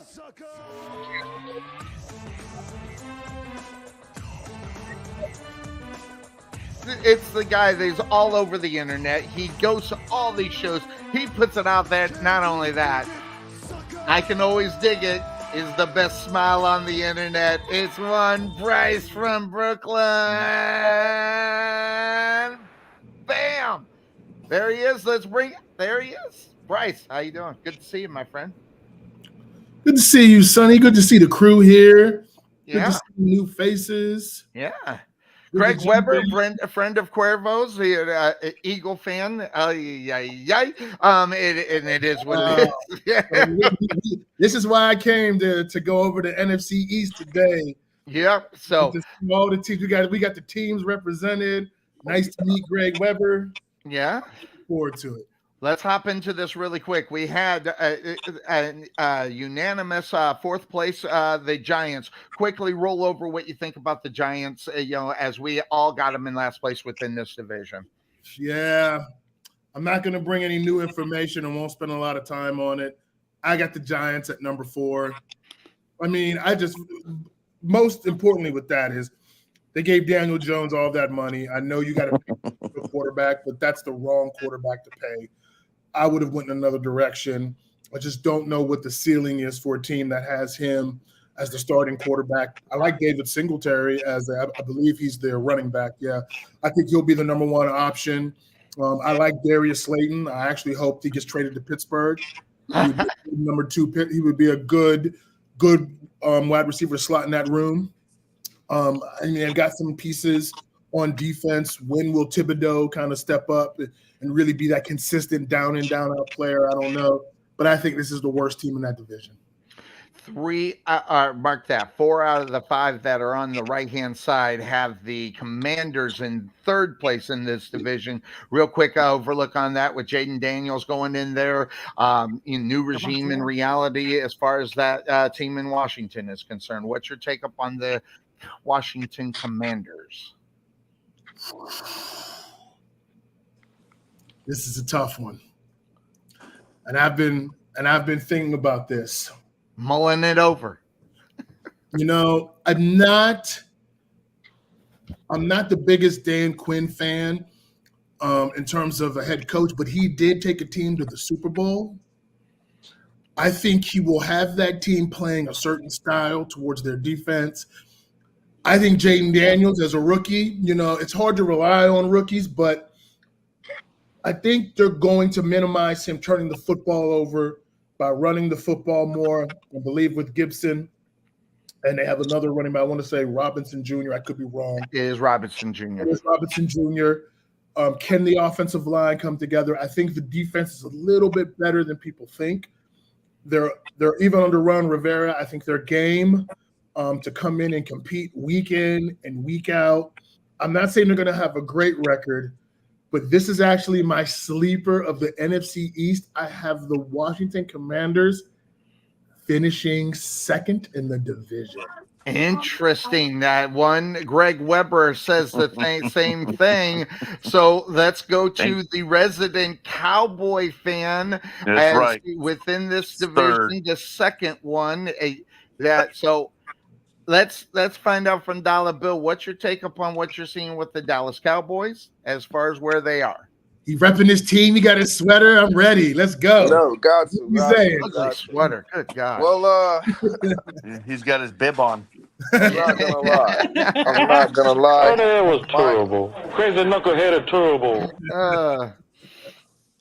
My expectations for the Cowboys, they aren't too high this year, unfortunately. We didn't make any moves, as we all have already alluded to. Lost a lot of key guys and brought back who? Absolutely nobody. Fat ass Zeke Elliott. Exactly. CD was already on the team. We got him re-signed again, making him the second highest paid wide receiver in the league. I think that's very good for them. That'll be good for whoever is the new quarterback throwing in Dallas next year, because I don't think Dak Prescott will be back. Barring a Super Bowl, that would be the only way I see Dak Prescott coming back. And even then, if he gets Dallas to a Super Bowl, any team in the league is going to give him whatever he wants. So he definitely won't be back then. So I think it's kind of a lose-lose situation kind of going into the season as a Dallas Cowboys fan. We already know it's not going to be much to expect from this season. The schedule is brutal. I'm going to say that. It's a first-place schedule, and all first-place schedule teams play all the good teams in the league, so they can expect a dogfight practically every week. And I don't expect the run game to be of much. We got to wash Ezekiel Elliott coming there. We got to wash Dalvin Cook coming in there. I expect Dak Prescott to be probably dropping back about 40 to 45 times a game. And for what he wants to get paid, he better be throwing the ball 40 to 45 times a game. And he needs to show something. But, I mean, hey, this is just this is a prove-it season for a lot of guys in Dallas. Mike McCarthy, he's got to prove it if he wants to get signed again. Dak Prescott, he's got to prove it if he wants to get signed by the Dallas Cowboys or any team in the league, let alone. But the thing is, a lot of you guys have said that Jerry Jones is holding this team back. I do agree with that. You also say that the Cowboys don't have the financials to be able to pay all of these players in the league. I find that actually wrong. That's probably the most wrong thing that all of you have all alluded to this morning. The Cowboys actually only have 2 players making above $20 million on their roster: Dak Prescott and CeeDee Lamb. Nobody else is making above $20 million. Now, the Philadelphia Eagles, on the other hand, have a As couple of right players now, that are making over $20 million. So them not being able to pay a whole bunch of players, Micah, CD, Dak Prescott, that's pretty wrong. They have the money to be able to pay all 3 if they wanted No, to. they do But not. we all know that Jerry Jones is the cheapest general manager and owner in the league, which has been holding them back.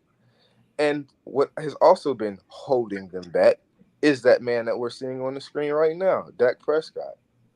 His playoff performances have been holding the Cowboys back. He looks like a world beater in the regular season. Man's throwing for 300-plus yards every game, lighting it up, looking like a top 5 overall quarterback in the league. But whenever he gets to the playoffs, he looks like Brad Johnson. So, you know, it's Dr. Jekyll and That's a Mr. shot at Hyde. Brad Johnson right there. Yeah, Brad Johnson actually won a Super Bowl, so Dak Facts. Prescott hasn't. So, hey, but it's Dr. Jekyll and Mr. Hyde whenever it comes to Dak Prescott in the playoffs. That's, I think, is what's really holding Jerry back ultimately from paying Dak Prescott. We'll see what we're going to get from the Cowboys this season. I see them, if they do make the playoffs, they will barely slide in that playoff spot, and I don't necessarily see a playoff win in their future this season. Okay. All right. Listen, I might have been wrong about that defense, but I really hope no one, just because no one is actually honestly saying that Brad Johnson's is better than Dak Prescott just because he has a Super Bowl ring. Please, absolutely. Hey, hold on. Absolutely. I'm gonna go to Bryce. You guys need to go get drug tested if you believe that. Okay. So, just because you win the Super Bowl doesn't make you better than Dak Prescott. Brad Johnson, even with his rock on his finger of a Super Bowl ring, can't carry Dak Prescott's jock. Okay. Yeah. So, even Trent Dilfer has a Super Bowl ring, and we all know how Trent Dilfer is. Yeah. and I think he's better than Dan Marino. So anyway. So that being said, I'll bring Bryce in as we all talked about the Cowboys. What's your take up on what you're seeing with the Dallas Cowboys, as you got him and Greg have the Cowboys in 3rd place? What's your take up on that? Why you got them there? My take is what a difference a week makes. Didn't we hear, and I listened a little bit before I came on, didn't we hear the Podfather last week come out immediately and say 6-11, but his Cowboy fandom will not let him go all the way and just say last place. He has completely flipped and gone to I wouldn't say I completely flipped. Cowboys. Whereas Dollar Bill is like, he's the one now that's like, I'm just not seeing it. Wait a minute, hold on. So Dollar Bill, let me understand. What place do you have the Cowboys finishing? They'll finish in that second spot, but it'll be barely. I mean, barely. Not a chance. Wow. I tell you what, Sonny. I tell you, the Cowboy fans never disappoint you. They never disappoint you. Even when they get to a I certain, told you how my expectations were, Bryce. They're low, man. They're low. even when they get to the point where they have to concede, it's not looking good. They still, Sonny, I got them at second. like they can't just do it. Listen, here's the thing. Dak Prescott, good regular season quarterback, he's going to put up numbers. The Dallas Cowboy defense is going to keep them in games. There is enough talent, I believe, to do that. Not just Mike, I think particularly on the back end. I think when you've got Diggs and you've got guys that can cover guys, you can stay in football games. Bland's out for 8 weeks, so. Oh, well, that's an issue. But I still – okay, so then let's go to the front seven. I still feel in the front seven and that defensive line with Micah, there'll be enough to hold on and to give them a chance because Dak is going to get yards. Dak is going to be able to move the football. You got a talent like CeeDee Lamb. I think they're going to be able to do some things offensively in terms of Dak. The run game and the overall structure of the team ultimately I think will get them. And here's why I'm comparing them to the Commanders. Like I say, coach and quarterback. I'm going to go with Dak Prescott. But as a head coach, I think Dan Quinn, Mike McCarthy has won a Super Bowl. He had Aaron Rodgers. Dan Quinn has been to a Super Bowl.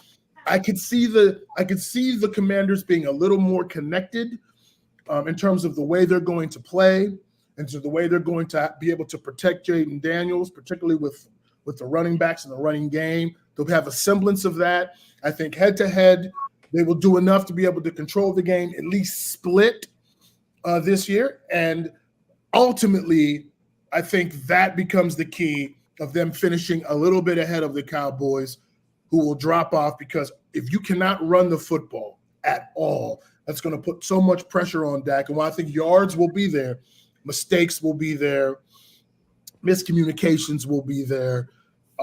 They'll be one-dimensional a little bit too much, and that's going to put a lot of pressure on the defense. The Dallas Cowboy defense is going to have to get them 2 to 3 turnovers a game. So you're telling me there's a chance? I don't know if they're going to be able to control games with balance on offense because of that run game.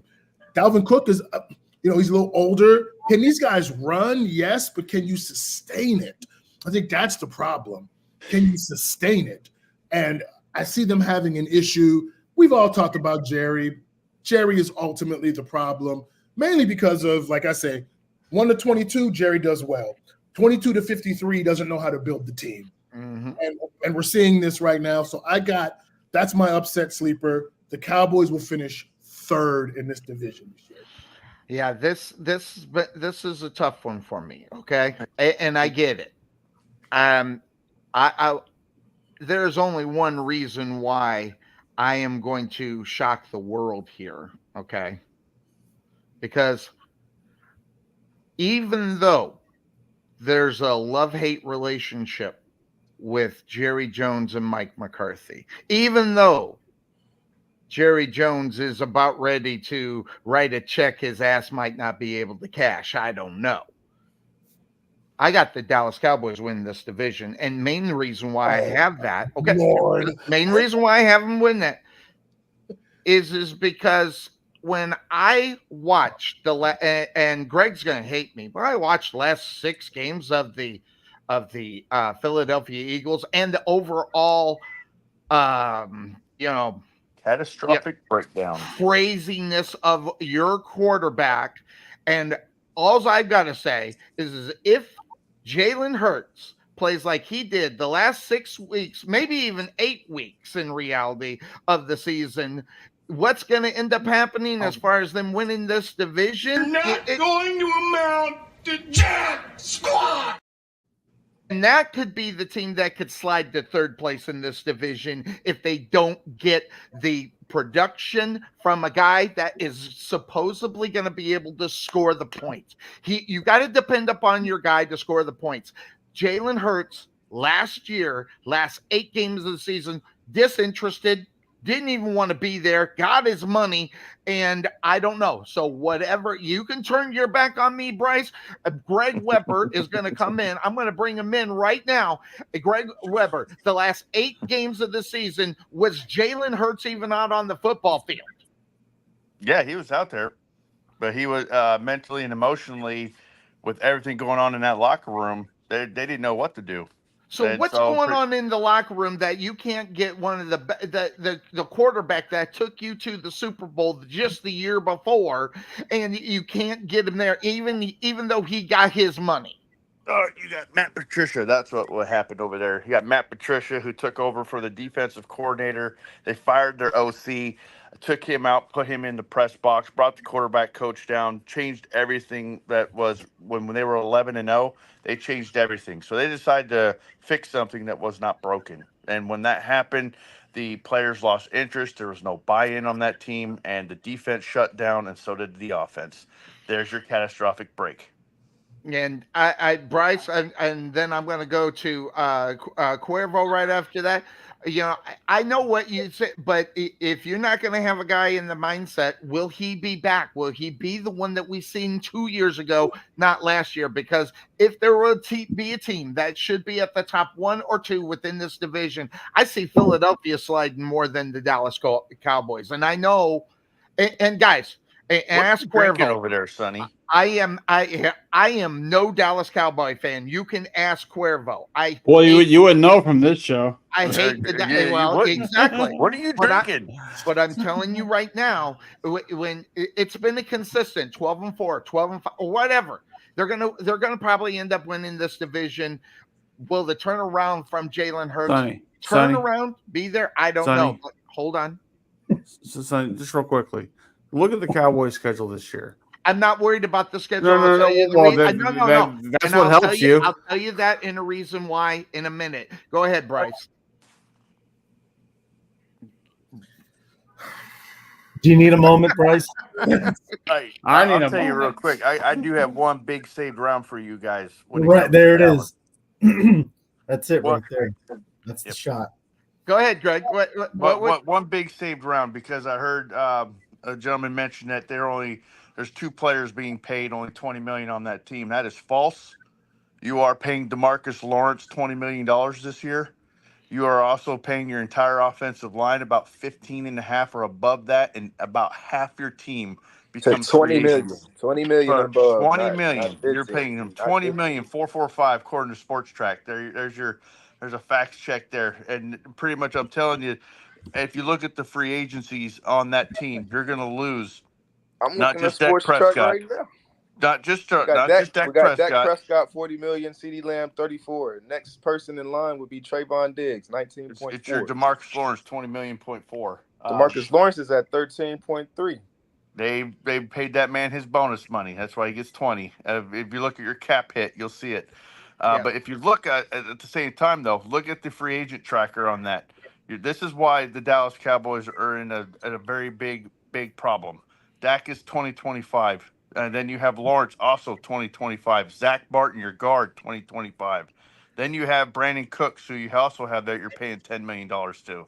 He's out in 2025. Then Trey Lance has to be re-signed in 2025. Trey Lance? Oh no, he don't have to be re-signed. We're talking about Trey Lance? I don't know. I don't know anybody. anybody. You guys are talking about him being the replacement for Dak. So I'm never once mentioned his name. Nobody in their right mind is talking. I think everybody in Philadelphia hopes that happens. You know who thinks that's going to happen? Sonny Clark. That's who thinks that's going to happen. No, I'm not a trade. But go ahead, Bryce. What? I don't know. Yeah. You have Spit it out. The problem with the football team doing what they've been doing, they might still do it again until they get, not winning this division. I'm going to stay with the Dallas Cowboys with it. Go ahead, Bryce. Talk to me. I I hope, I really hope Mrs. Sonny and all the little Sonnies are really listening and watching this show. Because I have a plea for you, a request. I want you to open that door or come into that room. I want you to put your hand on Sonny's shoulder, and I want you to recommend and tell him he needs to get a CAT scan. Real dumb. Because something is really, really wrong with him. It's not so much you got him. It's not so much that you have them finish it. It's bad enough you got them finishing first. Mm-hmm. You have the Philadelphia Eagles finishing third. No. I have them second. I'm saying if a team can drop because of what you expect, if there's any team that in this, I would say the Eagles falling down there because it's your number one. What is this if stuff we're speaking of? We're making predictions today. You got to put it somewhere. That's why I got the Dallas Cowboys in first place in this division. That's what I predict. Is that JD's in that cup? I'm just saying. I'm just not denying it. Okay. We always talk about let's prove it first. I want to see Jalen Hurts, see if he can go back to that same guy that he was 2 years ago, more so than the last 8 weeks of that season. And just recent is what I'm seeing. And I get what Greg Weber is saying about all the changes and everything that went on, but he's got to be a different guy. And if he's going to be that same guy, they will end up in third. No, see, Sonny. this is Go ahead, Podfather. Sonny, here's the deal. Dallas doesn't score a whole lot of points without a running game, without a solid running game. They don't have a solid running game because in order to open that pass up, you got to have a solid running game. You can't just be pass. This is not Madden football, although you would watch college football yesterday, you think it would be. Mm-hmm. But no, it's not. It's not Madden football. You can't just throw the deep pass on rookie level every damn time. Okay, so because I do it all the time on Madden. But the thing is though is that they have no running game. I don't care. Zeke will be great inside the 5-yard line, but they got to get inside the 5-fucking-yard line. They're not even going to be close to that this year because they have no run to set up the pass. Now. I say, look at their schedule. You blew that off like it's nothing. I'm sorry. I see more than 6 losses on that schedule, and I'm sorry. Hey, I'll say you can do this all you want, but the fact is, the other teams in that division are going to be able to get less than 7 losses this year. The Eagles are one of them. And do I think the Eagles are going to beat the Cowboys twice this year? No, I don't. But do I think they can split it? Yeah, I do. Okay. But that can be 3 points or less on both ends of the spectrum. I get that. I'm just saying the Dallas Cowboys, as currently constructed by a coach that is on his way out the door, a quarterback who may be on his way out the door, and for pretty much you mentioned all the guys who are going to be leaving here next year. It's a lame duck season, folks. It's a lame duck season. Do they finish second? Yeah. Only reason why, because they're in a lame duck division with the Commanders, with the Giants. Mm-hmm. So they're lucky for that. Mm-hmm. But that don't make them first. As I'm going to say is and I'll just throw this prediction out for you as well. Dallas Cowboys in 2025, the 2025 season, Dak Prescott's going to be your quarterback because he's going to pay the man. I'm telling you, that's what's going to happen. And you got CD Lamb, and if they figure out some more explosiveness on the offensive side of the ball, that's going to be a deadly thing. I'm not saying I like it. It makes me want to puke in my mouth. Okay. I'm just saying the Dallas Cowboys have a way of figuring out how to do that. And I think they win the division. And again, if we do see a sighting of Jalen Hurts, it'll be the other way around. I'll admit that, but I'm not convinced we're going to see the guy as far as that's concerned. What do you mean by the guy? Jalen Hurts is your guy. If he is not your guy that's going to score you points, okay, you're not going to win football games. It's period up on top of that. Their defense is good. I'm not going to question that. But how long are they going to be out on the field before they're wore out? If you're not going to get Jalen Hurts to sustain drives and score points. Go ahead there, Bryce. Here's I mean, your take is asinine, Sonny, but we're not surprised. You it's consistent. So let's dig into why that's wrong. I will even give you this. Look, I give the Cowboys credit. They won the division. I actually think, though, it was more the Eagles lost the division. They completely collapsed, and that is why, look, my belief is if you get to a Super Bowl, you've earned yourself some leeway as a head coach. Sirianni is on the hot seat because he used up all his leeway last year because the way the players, I think, reacted to him. There's something going on, I believe, with the players. If you're not going to call plays and you're not in that minutia, you better be an A1 leader. You better be a leader of men, a motivator, someone the guys run through a wall for. It seemed like that got chipped away with Sirianni. There was something there that wasn't connecting the way it should. He needs to connect back to that. He's changed his play callers. You better be that A1 leader that galvanizes that team, and they want to roll with you. So we need to see more of that. I will give you that. Outside of that, in terms of what's going to happen on the field, even if Jalen Hurts doesn't even need to get back to what he was 2 years ago. With the requisite weapons the Eagles have, particularly Saquon Barkley. If Saquon Barkley is consistent, which we know he can be when he's healthy, they're not going to need Jalen Hurts to be Superman at quarterback. He'll need to play well.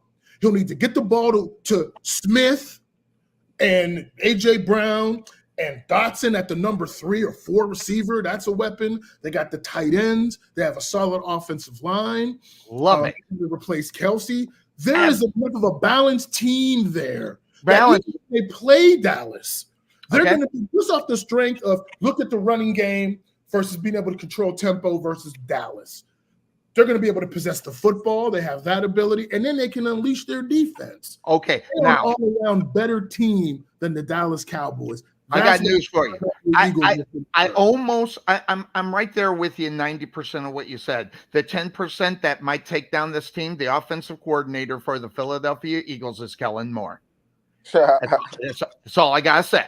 All right, former Dallas Cowboy guy, couldn't do anything in San Diego to help out, LA to help out Justin Herbert. He is a bit of a crutch. He's a quarterback killer, and guess what? You got him as your offensive coordinator for the Philadelphia Eagles. That might be the cement that puts it together. Cuervo, I talked about Kellen Moore for years after years after years on this show. This guy, he does not have the juice to do what needs to happen, especially with having all the weapons. Remember all the weapons the Dallas Cowboys had on the offensive side of the ball? Could not put it together, and now he is in Philadelphia, not going to be able to put that offensive together. Go ahead, Cuervo. I mean, I've been watching your eyes, and I know you got something to say. Go for it, Cuervo. I'll wake him up first. Well, I got a few things to say. First of all, who's with me? I know Bryce is with me on this.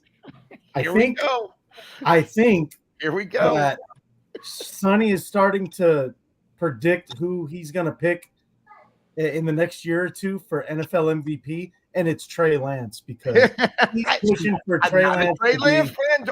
Don't even start that, Cuervo. The starting quarterback of the Dallas Don't even Cowboys. start that. I'd rather have Jimmy Garoppolo. Okay, you all know. Yeah, God. his favorite. Okay, who would you rather have, Jimmy Garoppolo or Trey Lance? All right, It never ends. All right, enough Neither. of that. So, there was a lot to process there, guys. Let me go back. Let me try to remember everything that was said amongst all the craziness. So there's no chance unless Sirianni was the problem with Philadelphia last year. There's no chance they're finishing worse than second. So with that being said, I like the Eagles to win the division. I like the Cowboys to finish second in the division. The biggest thing that I see with Philly, what I think they're going to do or not going to do, is with Jason Kelce retiring. I don't think you see as much of the brotherly shove as we were used to seeing. I'm not saying they're going to completely stop doing it because I think they will.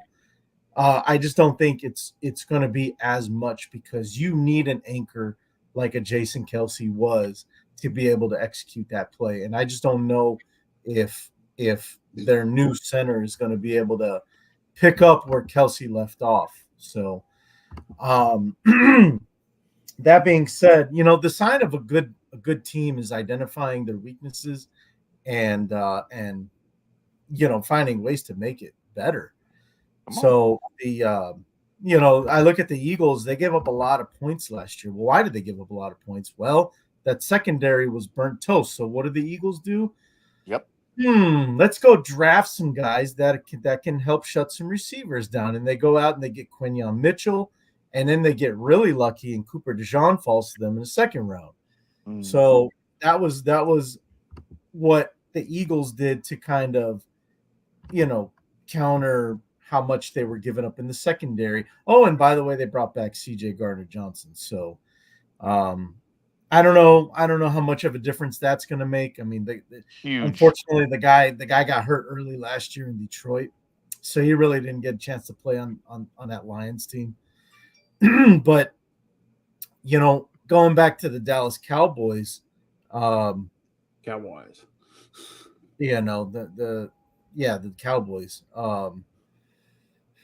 I just moving forward, it's like for me, their stock is going down, and I'm just going to tell you guys now, in a couple of years, I am going to pick Washington to finish second in this division because I see their stock going up, and I see Dallas is going down. So I just can't do it this year.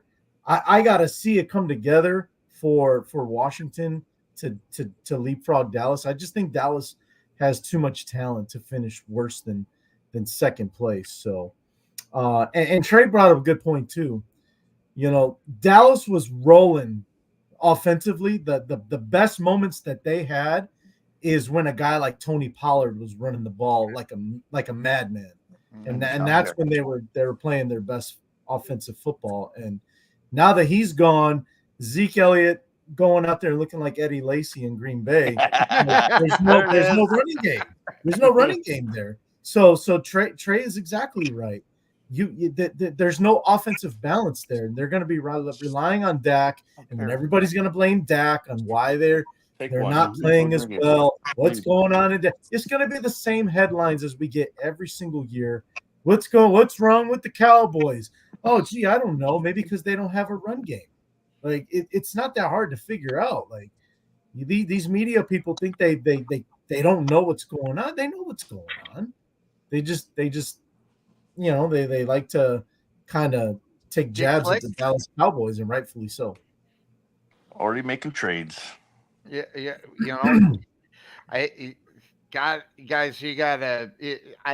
I'm just saying. I don't like saying what I'm saying. It's just this gut feeling that I have that the Dallas Cowboys. What are you eating that's making you have this gut feeling? I'm wondering. I'm going to Jack Daniels in his cup. I'm going to shoot it over to Dollar Bill. I mean, he is a resident Cowboy fan. Do you see them at all having a chance of winning this division? Or are you definitely saying second or maybe even third before they could win this division? Do I see the Cowboys having a chance of winning this division? No. I'm just because he's got sense. That's why. Because he has sense. That's why. I'm actually one of the more sensible Cowboys fans. I'm not delusional. I know what I see. I know what we have on paper, and I know sometimes it comes together better on the field than what you see on paper, and sometimes vice versa. But I'm not too much confidence in the squad this year. Gotcha. So yeah, I just have a sneaking suspicion. That's all. And by the way, I hate having that suspicion because I get this right here up on me like I've lost my mind. But I'm just gonna continue. I'm going to continue with Dak is not as bad as everybody thinks he is. That's just what I'm going to go with because he's only proved it. I mean, look at him in the top 10 within the quarterback ranks of Sonny, the quarterback. I would love to have him on regular the Jags. season is listen, we're not talking about the playoffs. I might even go with you on the playoffs and completely agree with you. During the regular season, this team is winning football games.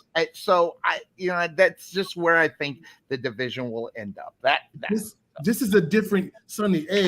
This is a different year. And again, even with the Eagles collapsing, it went right down to the last and final week. Like if the Eagles collapse was like this, if they only collapse like this, they win the division. Mm-hmm. It was that close. And so to think after what we've seen from the Cowboys in this offseason, that they somehow have surpassed the Eagles to win the division again, where are we getting that from? Based on nothing. Just because you feel it in your gut. Hey, I just say look at the schedule. The teams on the schedule are a little more difficult to process considering who we currently have. So, I mean, do you think the Detroit Lions are sitting there licking their chops saying, I remember last year. Mm-hmm. I remember the game against the Dallas, how we didn't get what we wanted to get there. Look at the Niners. You think the Niners are going to sit there and go, okay, well, we know what to do with them. Because are they any stronger this year than they were last year when we destroyed them in the first quarter? No. And what about the Ravens? That's probably the Cinderella team that I got going to the Super Bowl this year, only because I think it's their time. But I'm sitting there going, when was the last time the Cowboys beat the Ravens? Look that up. I mean, it's a hard schedule to sit there and look at the Cowboys and go first place. Don't act like I'm thinking the Dallas Cowboys are going to win this division by 5 games. It's not what it's going to come down to. It's going to come down to week 17 and 18, as it always does. And I just think that the Dallas Cowboys are going to be up on top of that. Not only that, I'm not very impressed, at least from last year, when I'm looking at the numbers on the defensive side of the ball for the Philadelphia Eagles.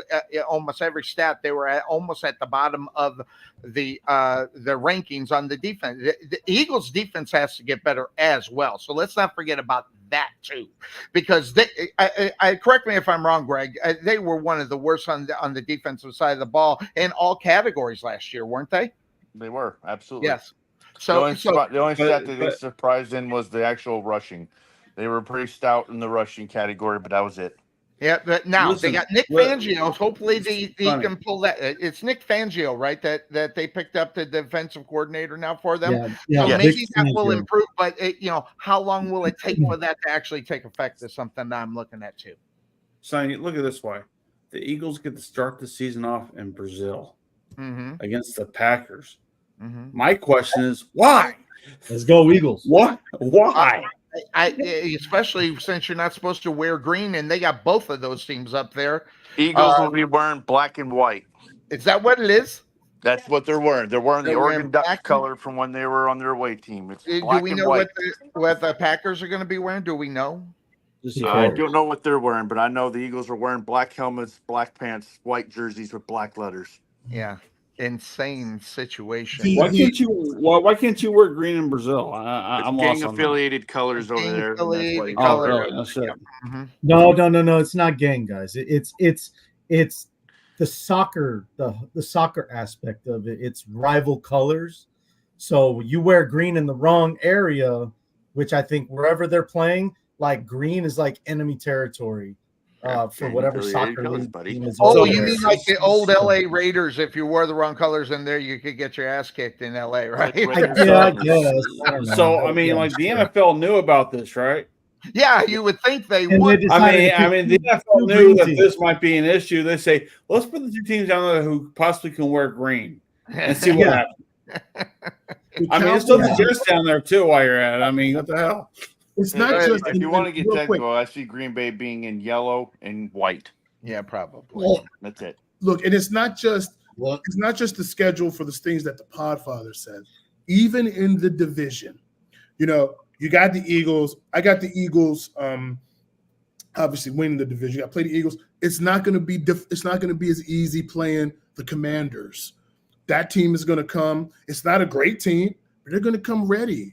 because the Cowboys are not as strong as they have been in the regular season in terms of going into the season as they've been in the past. So that could be right there 4 losses, at least 3 losses. You get swept by the Eagles, you split with the Commanders. That could be 3 losses, right? That's 3 losses already in the division. Interesting. I just think they're going to come out on the other side. I'm not going to change my mind on it. I just want. And by the way, Dollar Bill, I'm a little bit disappointed in the fact that you are not backing Sonny Clark, the hardest working man in sports radio, as a Cowboy fan. Who's the bragging rights champion right now? Listen to me. Listen to me. You know why? Because Dollar Bill doesn't enable drug users. We know you're on something. We know you're on something to say what you said. Absolutely. Listen, if you're on some nut beer ears or something. I'm not the only one. Just to let you know, I'm not the only one that predicts the Dallas Cowboys win. I'm not saying a lot. All of them are. I'm just saying I'm not the only one that thinks that. Who? Skip Bayless? Is that the other guy? No, that guy's listening. I thought I was not the guy. Come on, Skip. The Cowboys to win. Sonny Clark and Skip Bayless. Can you imagine they had a show together? Oh my Lord! I would. Nobody get a award edgewise. I would, yeah, and that's probably good for Skip. So yeah, I'd probably beat the hell out of him. So Hey Bryce, what would the name of that show be? Skip and Sonny. No, that's exactly what you call Skip and Sonny. Or Sonny. Spotlight Insanity. Skip's not taking second billing. Skip is not taking second billing.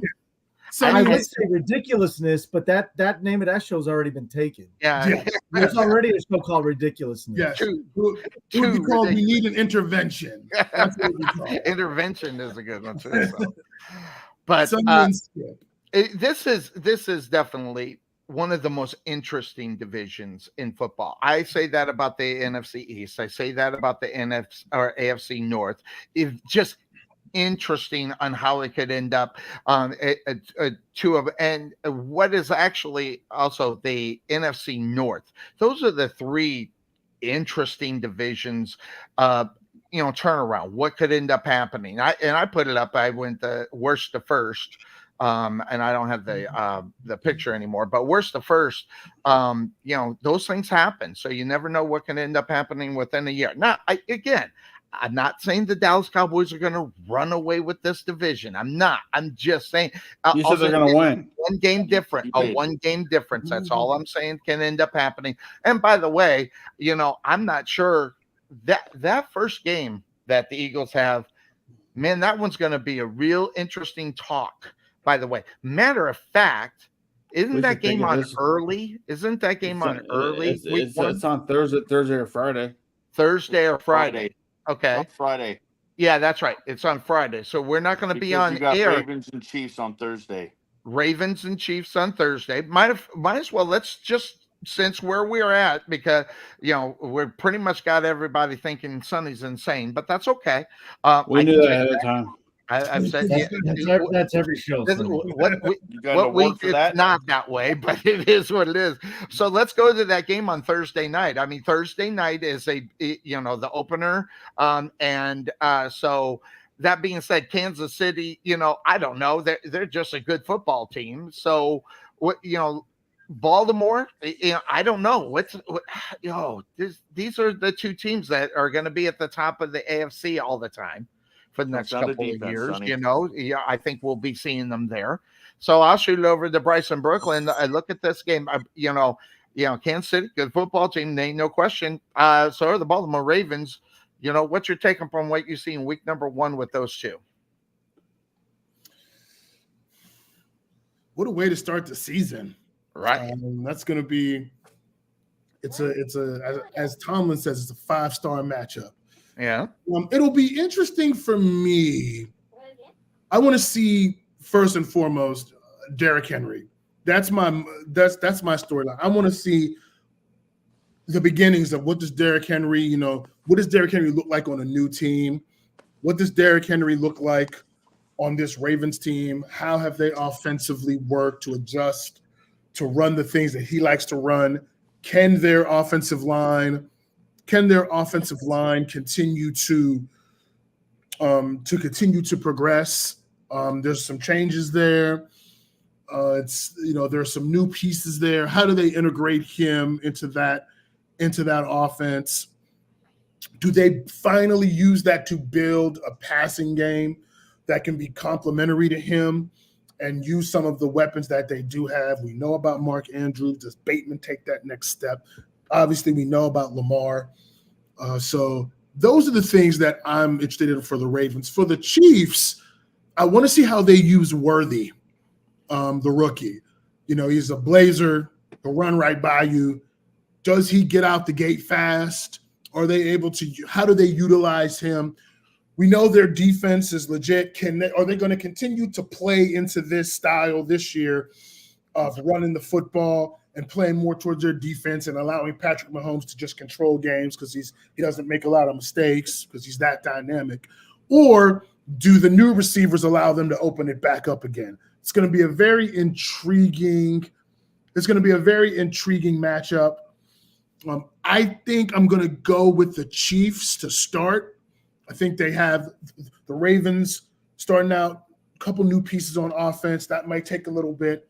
I think the Chiefs do just enough, to come out of that stadium with a win. Greg, I don't know what you are more NFC kind of. This is an AFC slobber knocker in reality. And what a great week one. This is isn't this the replay of the AFC Championship game, if I'm not mistaken? So that being said, what's your take on, Greg, when you take a look at this one coming your way? I think it's all going to come down to defense for either team. There's going to be a high-scoring offensive fury going crazy with Patrick Mahomes and his offense and Lamar Jackson and his offense. Each of them added new weapons to it. And I just say who makes the most stops is who's the one's going to come out on top on that one. And let me get Trey back in here. Looks like he's popped back in here. Trey, what's your take up on the Chiefs and the Baltimore Ravens on Thursday night? Well, like I said, it's going to be the two best teams in the AFC this year. Do I think the Chiefs are going to three-peat? No one's ever done it. That's one consecutively, at least. I mean, we can talk about the Bills back when they went to 4 in a row, but that doesn't count. But it being the home game for Kansas City, I think Kansas City takes this one. I don't think this will set the stage for how they're going to be this year. I think Kansas City's going to struggle a little bit this year because, again, they played more football than the other team out there right now. Mm-hmm. So a little wear and tear with that, not going to help them out so much. I do think that down the road when we get towards the playoffs and these two teams meet up again, we might have a different story on our hands.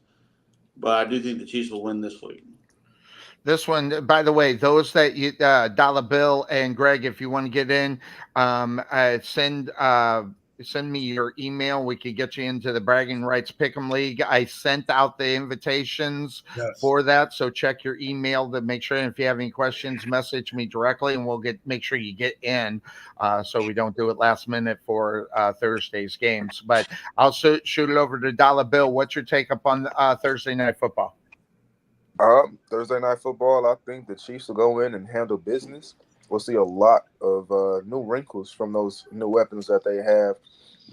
A sneaky signing that the Chiefs had this offseason was bringing back Juju Smith-Schuster. I think that is actually going to be a great move because when the Chiefs won the first of their back-to-back championships, Juju Smith-Schuster was a reliable receiver for Patrick Mahomes on those third downs, third and short, second and shorts. Who was he hitting underneath 75% of the time if it wasn't Travis Kelce? It was Juju Smith-Schuster that was picking up those first downs. So sneaky signing to watch out for, but I definitely see a lot of great things coming out of Kansas City. They had a top 5 defense last year, great weapons, and what was supposed to be last season was supposed to be a down year for the Chiefs and for Patrick Mahomes, and they ended up winning the Super Bowl. And they just fed him more weapons in the offseason with Worthy and with Hollywood Brown. So I don't see a drop-off like Trey is predicting. I actually see a three-peat if we're being honest. Didn't Hollywood Brown get injured, though? Hollywood Brown's always Didn't hurt. Hollywood Brown get It's only injured for in a couple preseason? weeks. It's only for a couple weeks. It's only for a couple weeks. It's Yeah. the same injury that Tyreek Hill had whenever he missed about 3-4 weeks of the season. And this was about a month ago that the injury was announced. It was already announced that Hollywood's going to miss week 1.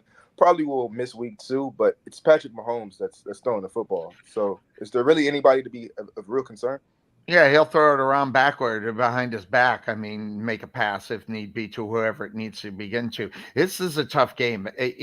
And the reason why I say that is because last year, if you take a look at what Baltimore was able to do, they were scoring 28, 29 points a game on average. Look at the other side. The Kansas City Chiefs were only scoring 21. Also, Kansas City Chiefs, they weren't the same team as they were 2 years ago. Yeah, they won the Super Bowl. And you can't take that away from them.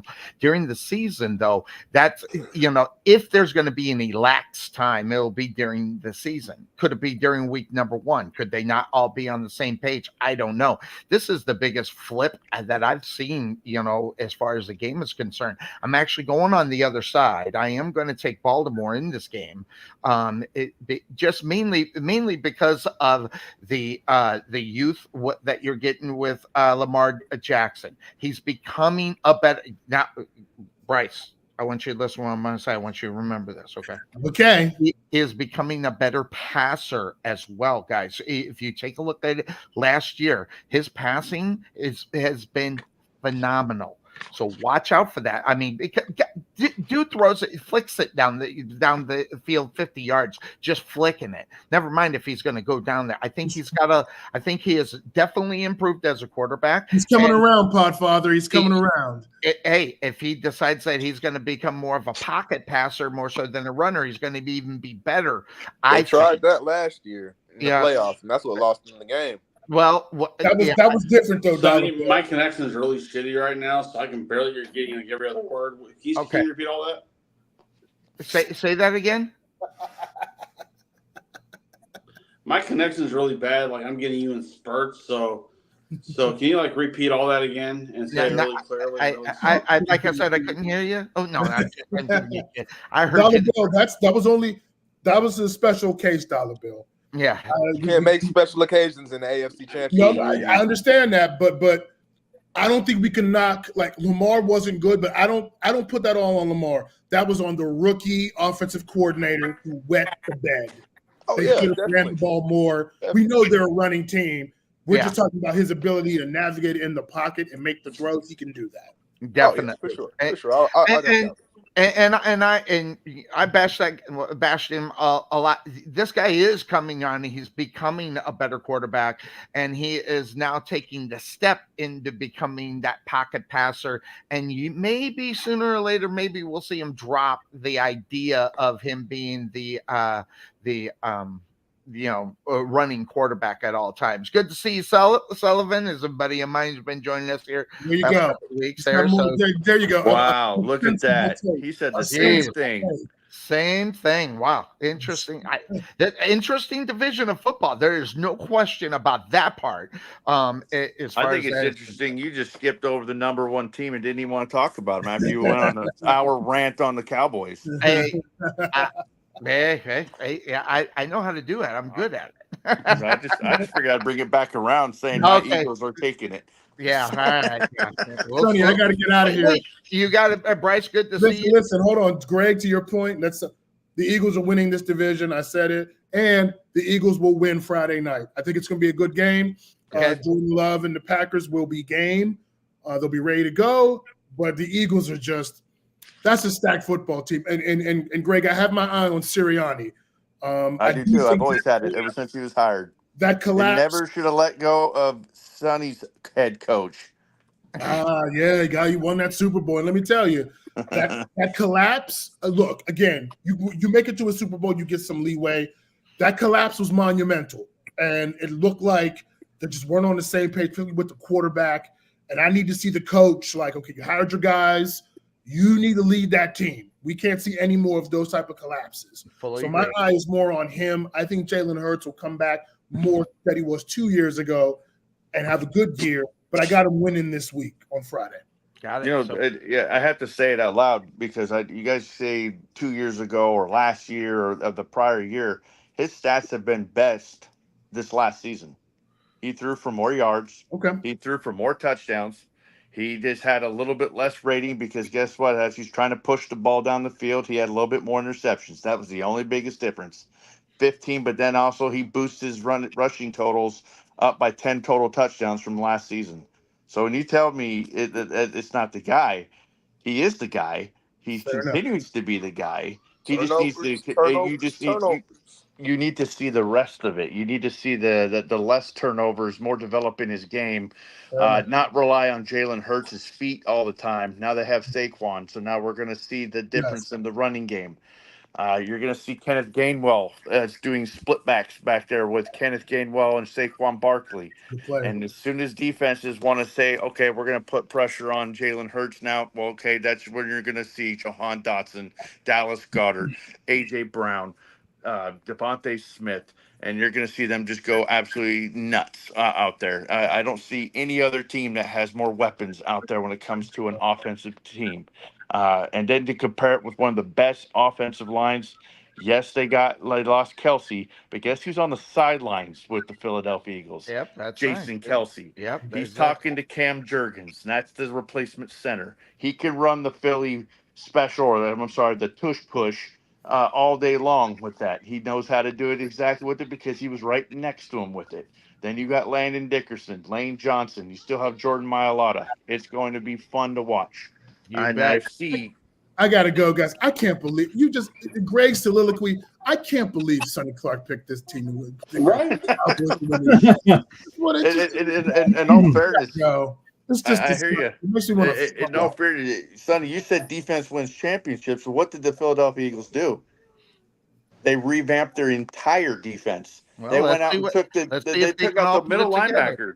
I They took got out the middle linebacker. All They took him out Sonny of is the playoffs doing is last looking year. at one paper's thing. wonderful. Chemistry is better. We all know that. So let's see how that ends up happening. Again, guys, I'm not saying they're going to win by 4 games. I'm just saying that Just the fact that you said they're going to win. Sonny there's is nothing more to looking say. at one thing. Go ahead, bud. Go, Sonny's looking at one thing. Go. He's looking at the offensive coordinator for the Eagles and saying no. That's all he's looking at. It's one of the things I I'm think doing. it's fair to criticize Kellen Moore. That's probably it. That is a good point. That's fair, but you can't just take Kellen Moore and then ignore everything else Greg is talking about. That's the Sonny Clark. That's when you get Sonny Clark-itis. No, that's what I watched him do. That's what I watched him doing in San Diego and Dallas. That's just what I watched him do. So, Bryce, always good to see you. I'll see you next week, guys. Next Week week, one. number 1. We'll All get right. to it. All right. All right. So Bryce from Brooklyn. And Greg, did you say you had the split too? I will be here shortly, but I also wanted to leave you with that revamped defense. You know, Devin White is a premier young middle linebacker who's now on the Eagles. Mm-hmm. So you have Devin White there along with Nakobe Dean that's back there. So fresh from Georgia, all that good stuff with Jalen Carter and Jordan and Jordan's back there now Half too. the Georgia defense is on the Philadelphia. So you do. You got 3 big Georgia defensive players from that national team on there. So not to mention Quinyon Michael, Cooper DeJean. Then you still have James Bradbury, Darius Slay that's back there. They revamped that secondary. So we're gonna make a very good solid revamp on this, and you're gonna see a different Eagles defense. Thanks, Sullivan. Appreciate that. Hey, you know what? I appreciate Greg coming on here and telling us the entire roster of the Eagles. That's awesome. No, those are just playmakers. That's just the fact. They're Those are playmakers. Hey, that's what he's doing. So, I mean, what do you got on Dallas? Micah Parsons. Nobody. I admit it. We got nobody. It's Really been real, quick, gentlemen. I'm probably really going to head quick, out Cuervo, here. Baltimore. Hey, we got nobody that Sonny sat there and went first place.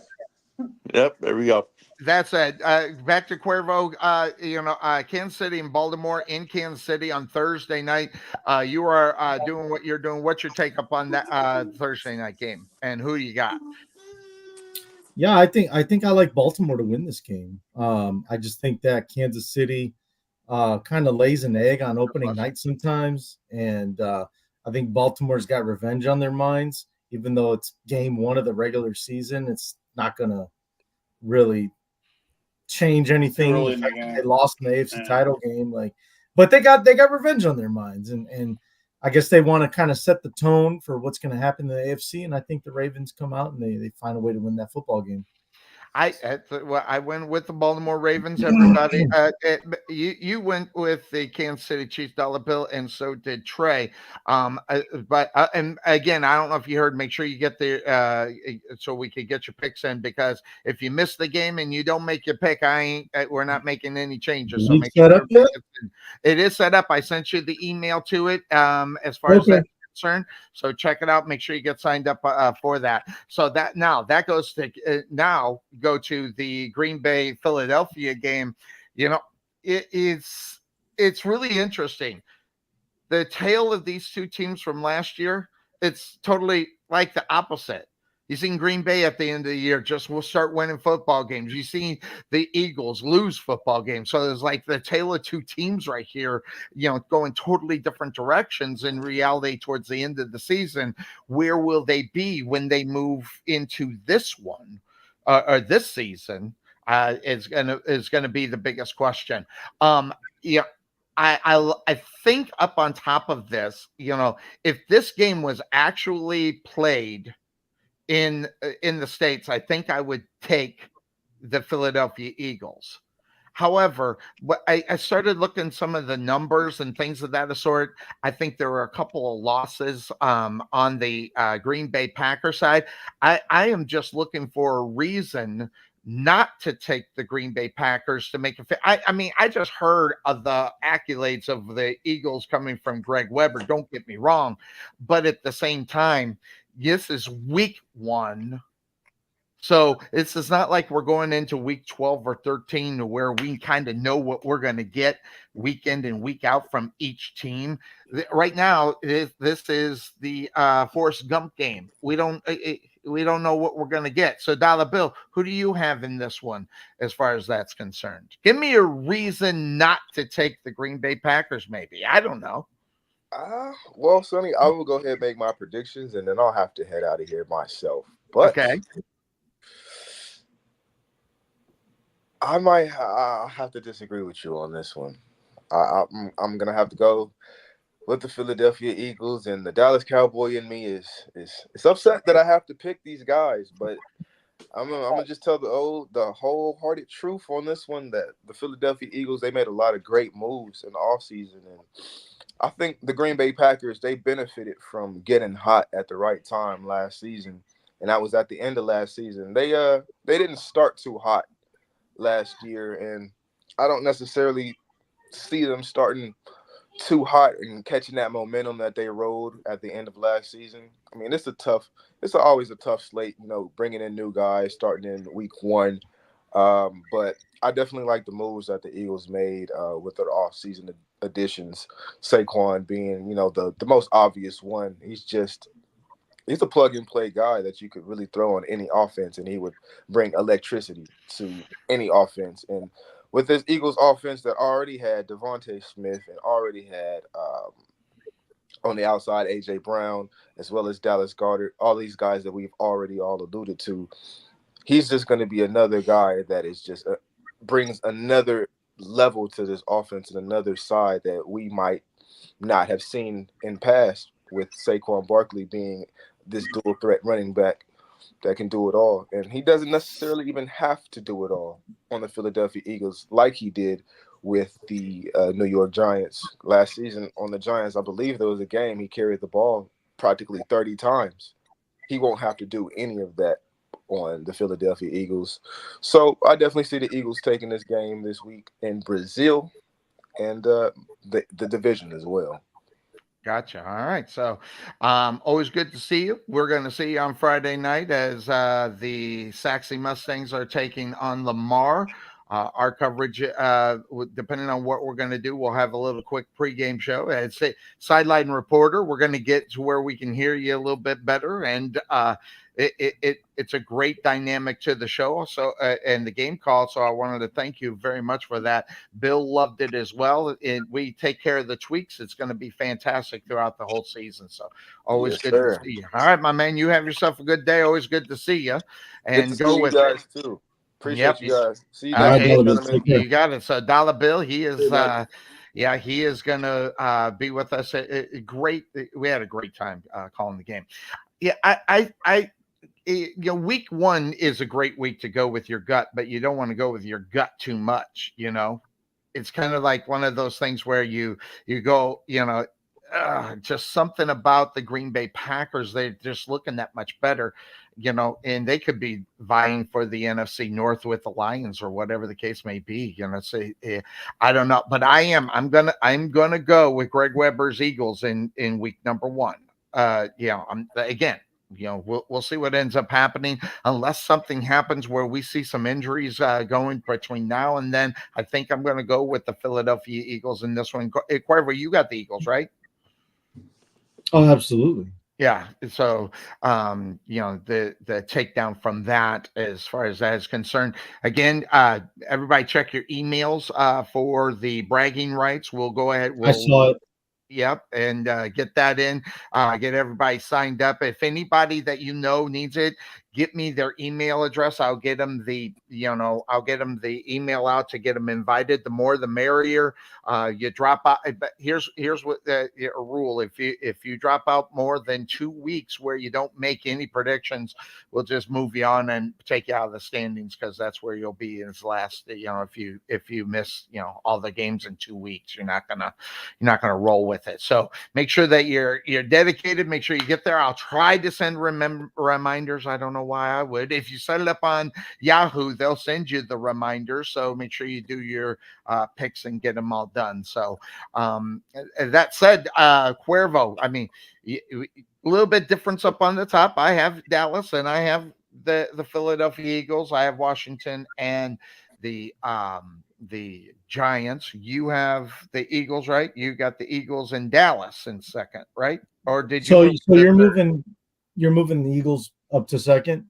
Yeah, well, I said if there was a team that could slide based upon somebody's performance, they could slide down to third.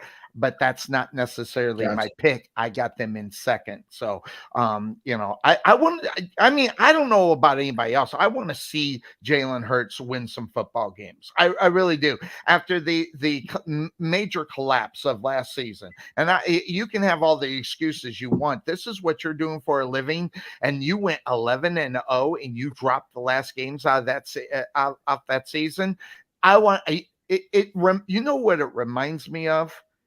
Reminds me of one quarterback from the Atlanta Falcons who could not get over the fact that he had the Super Bowl meltdown that he did. What's the quarterback's name? It's slipping my mind. Yeah, Matt Ryan. He reminds me he's the regular season Matt Ryan, just dropping the ball, and I want to see him get over that hangover of the last 8 games. So I do have Philadelphia in second within the division as far as that's concerned, and one Trey Mack has the Eagles, Cowboys, and Washington and the Giants in that one. Go ahead. Well, you kind of left me out on the whole Eagles and Packer game. Oh, but let me bring you into it. That's okay. I'm used to being ignored by you. It's all right. But anyway, no. Look, the thing is that one of y'all said this. I can't remember which one it was. Yeah, the Packers trended up last year at the end. Yep. Eagles went down because of what happened mid-season or whatever, and then total meltdown. Going to Brazil, I see a completely different thing. I think we've all picked the Eagles to win this thing. I don't know how sold we are on the Packers as far as this year. They might be what they were last year, where they start weak and end up strong. That could very well happen with them. Mm-hmm. They might be that team. Let's get our feet wet first before we really start taking this year seriously. Again, I don't know how much serious they can take it in Brazil, especially if they got to wear yellow and white. But I mean, because green's out of the question. Okay. Now, did they take the word green out of the Green Bay Packers name as well? I don't know. I'm not sure. Just asking. Cause a lot of problems. But no. By the way, I was having major internet issues when you were talking about Lamar Jackson. What were you saying about him? Because I heard none of that. It was all garbled for me. I said I like what Lamar Jackson is becoming. He is slowly getting into the passing game. And that is only going to do the Baltimore Ravens good. I'm you say whatever you want about my opinion about running quarterbacks, okay? All right. All I know is that the end result of most of those players is they're not great and they don't make and win Super Bowls. It's all I've ever said. And it hasn't changed. But Lamar Jackson, he is becoming more adept with the passing game. Now, I'm going to tell you that the Kellen Moore, you know, angle of this whole thing, Cuervo, is what has me scared about the Philadelphia Eagles. When you say whatever you want, but I've just seen this guy in action for way too many years in a row, and not be successful or take advantage of the things that are thrown at him. It's almost like he wants to be the surprise coordinator that makes, does something, I outstanding to I try do to have win a one game. question about that. Under Kellen Moore, how did the Cowboys finish in the regular season? They were in and out. They were in and out. What do you mean? What I are you mean, talking they about? finished in first place Was in it the 2 years division. ago, right? They were finishing first in the division. Am I correct? Not all the time at all. I'm talking about the play call. So, the play calling of him. Right, but I'm saying, as much as I don't like Kellen Moore because I agree with you, the play calling did suck. Sometimes it comes down to the players who are executing those plays too. Oh, I fully agree. And the thing is that, when you have an offensive team that can't run the ball, and you got a coordinator up there saying, "Well, this worked well in practice. Why doesn't it work well here?" I mean, there's only so much you can put on him on that. Now, I'm not saying that now all coordinators are always wrong, because, look, Cuervo, you've seen your share of bad offensive coordinators. I've seen my share of bad offensive coordinators. You, with Jacksonville, seen bad offensive coordinators. It happens. But the thing is, there's a reason why teams believe in this kid. I don't know why. I really don't know why. But there's a reason why Dallas believed in him with Jerry's nuts. I get it. But then San Diego or the LA Chargers, they took a shine to him. Now here he is with the Eagles. There's a reason why these teams see something in him that maybe the three of us don't see. And maybe it's just the way that he connects with the players more so than he does with the actual play calling. I don't know. But I have a hard time putting it all on him when the players can't execute. Oh, fully agree. But if you think about that point, and you are right about that, but I want to know where Jalen Hurts' head is. And right now, I want him to prove that he is not in the same mindset as he was last year. Yes, there are lots of changes. Yes, there's lots of new coaching.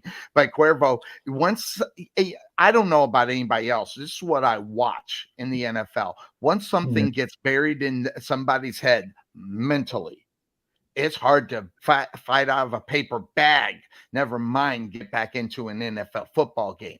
And we always see it. I mean, the classic example is that Matt Ryan. Matt Ryan was never the same after that Super Bowl meltdown that he had. He just wasn't the guy anymore that he was capable of being. Could you imagine if they won that Super Bowl, where we would be talking about Matt Ryan right now? Well, that was years ago. Maybe he would have retired by now, but still, the years afterwards, where he could have been mentally in games and where they could have went, whether it was a NFC championship game or wherever he would have ended up. Yeah, I mean, if the Falcons win that Super Bowl, there's a lot of things that would look different in the league. I think you're right. Who's to say that Dan Quinn's still not in Atlanta, or who's to say Kyle Shanahan doesn't take a different job, and other than the 49ers job, when he left Atlanta as the OC. Who's to say that Matt Ryan's still not playing, and who, maybe they win another Super Bowl, or maybe they get back to another Super Bowl. Like, there's a lot of things that could be different.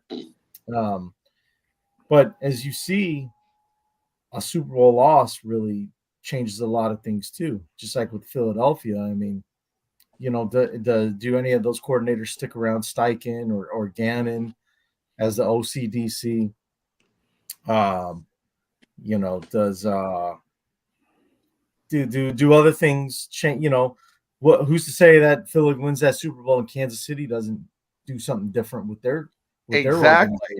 Like, there's so many variables you could talk about, but I mean, the fact is it happened the way it did, and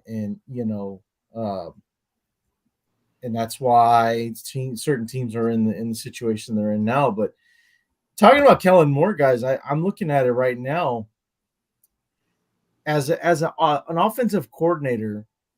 He has had offenses that rank second in total offense and touchdowns, third in first downs per game, fourth in passing offense, and fourth in third down conversion rate. Mm-hmm. And that's a big deal. Like, I think that's one of the things that doesn't get talked about most is converting third downs. And according to what this says, I mean, it may not be the end all be all. Kellen Moore's one of the best at when he has an offense. Is he the offensive coordinator? He's one of the best at converting third downs. So I think it goes back to what Trey said. He's just guys that can execute certain things. And we're going to see now what Kellen Moore's made of again with having a team like Philadelphia Eagles. But I will say this, and their offense that they have. So I will say this, we'll find out how good he really is. I say we set the over-under. I'm picking number 3 weeks. I'm going to take the under to when Saquon Barkley gets injured and becomes a game breaker and becomes a season breaker for them, because he can't keep himself healthy at all. Normally week 1, week 2 is when he's pretty much knocked out. I'm going to set the bar at 3 weeks. I'm taking the under. What about you guys? Cuervo? I'll go over. I'm going to give him a few weeks just because he's, better offensive line, all that stuff. I think he lasts a little bit longer, but eventually, yeah. I think I go over too. I was thinking maybe I'm missing something, but what do you think? He's saying under. I say under. I think he's always one bad step away from having a twisted ankle, sprained ankle, torn ACL, whatever it is. And he's a big boy, but he's very brittle. Interesting. Correct me if I'm wrong. When he tore his ACL, it was a non-contact injury, right? I want to say he slid. So. He slid the wrong way, something, and he slipped, and boom, that was it.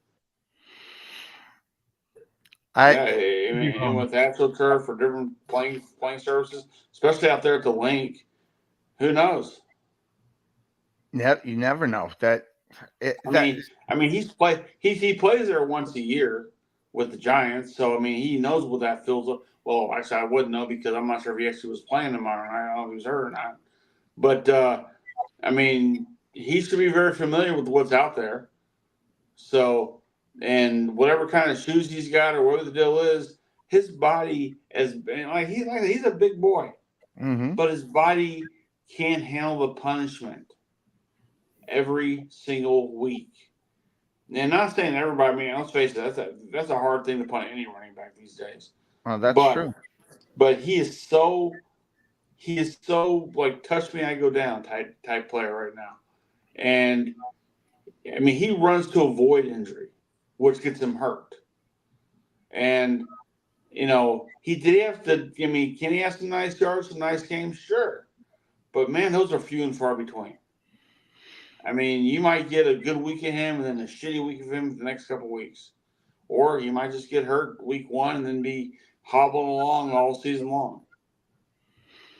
Interestingly enough, by the way, how'd your college football team, Cuervo, do this past weekend or the week before? Tennessee play yet? They played yesterday. How'd they do? What was where did they run to? Well, I mean, it was kind of a warm-up game against Chattanooga, University of Chattanooga, whatever they call themselves. And so, I mean, they by the slimmest of margins, they won 69-3. So it's close, you know.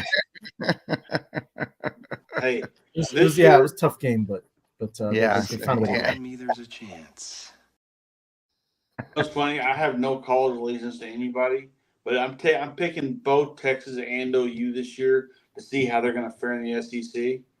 I don't care for either score in particular, and obviously what they both had kind of the same game yesterday, where they just had a warm up game and just put half 100 against whoever they're playing against. But I want to see how they're going to fare with these teams. I know they played Arkansas, they played Alabama before, but I want to see this now on a regular basis. I cannot wait to see how they fare with that because it's going to do a lot for the Big 12 for them being out. And now with Colorado being in there, let's see if Dion can actually win a big game or not. I mean, this is going to be exciting just to watch all the way around because the domino effect of them going to the SEC and how that's changed college football this year. And there's more coming. There's a lot more coming. So it's going to be interesting. It is going to be interesting to see how those my Michigan Wolverines, they get their victory. They played Boise State. At least it's a little bit better than these no-name colleges. At least I still want to go week 1. I want them to play. Like what was it, Georgia and Clemson? I mean, that is a matchup. Week number 1. That's what I want to see week in and week out. Not Chattanooga. Did they play in Boise State or they play in Michigan? They played in Michigan. Okay, so they have to avoid the blue field. Yeah, they had to avoid the blue. Oh. Do they still have the blue field? Yeah, in Boise. I didn't know if they still had it or not, but that's their gimmick. Yeah, that ain't going nowhere. Yeah. So all right, cool. But it's the first games of the year. I'm seeing more teams taking on real teams. I appreciate that college football.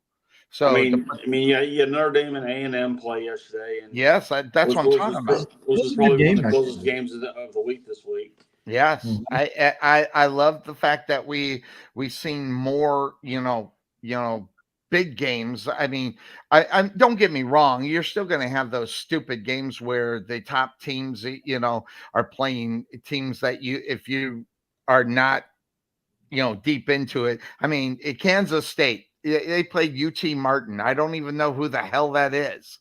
Okay. Well, yeah, but the reason why they do that is because it helps out for recruiting for next year. For those teams. So that's the reason why they do it. I mean, why college football shouldn't have a preseason, which is kind of what this really is. But I mean, they should have a preseason where the underdeveloped teams take on the big ones to kind of give both of them, one helps out with recruiting, one helps get get their legs underneath them. But I mean, if you look at Colorado, they had a close one against a no-name team. Yeah, that's and we can say what we want to about Shadur Sanders and Travis Hunter, which I think Travis Hunter is going to be a phenomenon in the NFL. But if you talk about them all they want, they're barely winning close games. How are they going to fare in the Big 12? I fully agree with you. So, there were some interesting games yesterday. Georgia just wiping out Clemson 34-3. When I obviously did not watch the game, but when I saw it, I was like, "What happened?" I mean, Clemson, if I'm not mistaken, was like 14th in the rankings and stuff. So I expected somewhat of a good game. Boy, that was nothing. So coming out of the gates with that one, it was the big game of the week. Clemson had a good 3 to 4 year mark where they had the players in place, they had the coaches in place. Things have changed in 3 or 4 years, and now we're seeing what Clemson really is. So. Yep. So interestingly enough, so I think it's getting better. Hopefully, it'll get more better. A couple of years by, and plus, if you are going to be playing in the SEC, there's more teams in it, so you're going to have to get to it a little bit quicker. In reality, because of just how the schedule is going to work. So that might be really good for my want to see some good games to start the season, more so than these turd games. That's what I call them. I call them turd games. They're horrible. I can't even That's why I don't even usually watch week number 1 of college football. So, but I mean, as I said, this is the preseason. How much preseason games do we watch? I listen. It's not preseason when they go in the win and loss. It's not preseason. Right, It's I know, preseason in your mind, but the it tick feels gets like the preseason. W. Yeah, Yeah, it it feels like still gets preseason the for the most W. part. But yeah, it's. But I mean that's all I had. I didn't have very much as anything to talk about. We I were going. cannot wait till next week just to get because you got to hear my thing about the Cowboys. I cannot wait to hear Cuervo on the Bears next week. I'm so excited Week number because 1 is always interesting. yeah, because I mean the Bears play who next week? Titans. Yeah, I mean. By the way, I watched that Steve McNair documentary on Netflix. Me too. And I threw it out there in our group. Steve McNair, a Hall of Famer or not? No, I can't. I can't. I can't. I personally wouldn't put him in. I can't. Now, didn't he come from Canada or the UF? He came from Canada, right? Or no. He went out. He came from Alcorn right to Tennessee. Got it. I saw a lot of good things in him, but he's not one where you look at. Yeah, he didn't win any Super Bowls, so that's number one. Huh? He went to one. He's like Marino. He went to one. He went to one, but then again, so did a lot of players that could be considered for the. I mean, how many? I think Marino went to 2 of them. So he went to one. He just went to one. So I don't know the numbers and the successful seasons weren't like dominant. And if you're not going to be a dominant football team, and you're going to be Steve McNair, your chances of getting into the Hall of Fame are probably not all that good. I have my own opinion about Steve McNair that I've been blasted about before. But if you're talking about on the field, I monster the whole idea of a player, and that means off the field and everything else, and he was a scumbag off the on the side. So that's my opinion. Okay. My opinion. If he just stayed home with his wife, he'd be alive today. So, that's just my opinion. They were separated. According to the documentary, they were kind of separated, weren't they? No, not really. No, not really. He just had the side chick, and the whole thing happened again. Like if he stayed at home with his wife, he'd be alive today. So I kind of look at it because of that. Does that cloud your judgment on him? Yes, because as much as anybody doesn't want to talk about it, I'm all about, even to a point, I think character has a lot to get you into the Hall of Fame. I do believe that. Now that's just my personal belief, and it's probably way out in left field. But not really. It's like the kind of person you are is just kind of plays into what you are and who you are. I mean, Michael Irvin, we know his troubles. He got in the Hall of Fame. Listen, I got news for you. I never liked that at all. But he had to wait a while to get there. Lawrence Taylor's in the Hall of Fame. We know about his issues. Fully agree.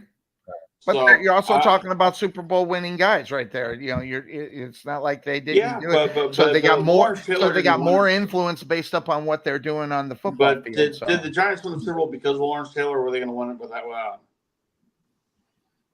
Whereas McNair was the team of the Titans, and he got him within a yard away from possibly getting that win. Maybe. Good. I'm not saying you're right. I'm not saying I'm completely wrong either. Had he won the Super Bowl, would he be in the Hall of Fame? I still don't think he would be in the Hall of Fame. His numbers are by the way, his numbers are not there as far as that is concerned. Okay? Yeah, I just don't. Go ahead. Go ahead, Cuervo. No, what I was going to say is I just don't think he was considered a top quarterback in the league long enough. That one season in I forget what year, 2004 or something like that, he was co-MVP with Peyton Manning. After that, he went back to being a above average quarterback, but average to above average. But that one year when he was co-MVP with Peyton, he was considered a top quarterback in the league. Mm-hmm. After that, that was it.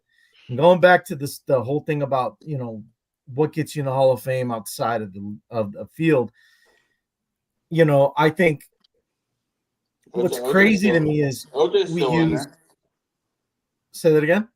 OJ's still in the Hall of Fame.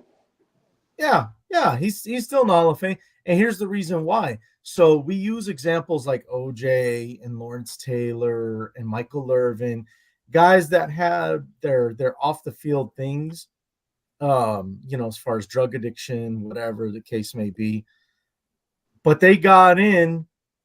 Why? Because they never had a problem with the media and people liked them.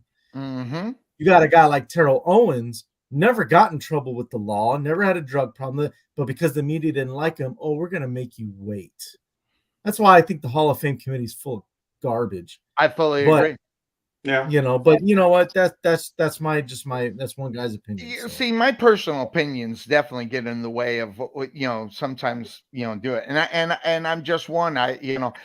Even if Steve McNair was the model citizen and everything else, I still don't think that his numbers, his accolades, and things that he has done, get him to jump up to Hall of Fame status. You can put him in the Hall of Hall of Good. I mean, and by the way, just that everybody, that's not a slouch on somebody, because there are a lot of players who weren't even good. I mean, you can even call him great if you want to, just not a Hall of Famer.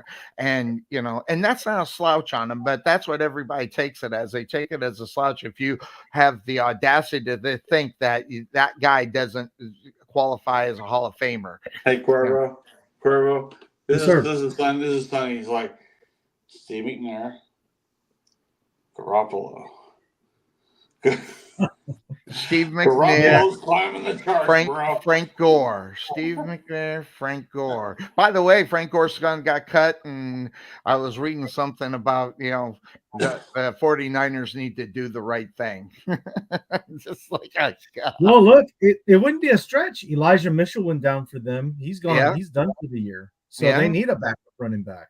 Yeah, so hey, why not? Go ahead and bring in Frank. By the way, with the 49ers who got shot yesterday. Yeah, what about him? Does that still count against salary cap?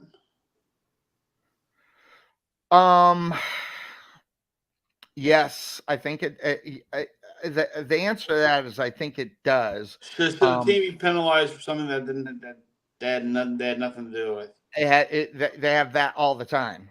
They have that all the time, and it's just based upon what's on the books. It's about the books, not more so the player. So, and they're still going to pay this kid in reality too. So that's but yes, it does count. It does count against the cap or the dead, or I think it's called the dead cap, right, Cuervo? The overall, it's the dead cap. It does count against it.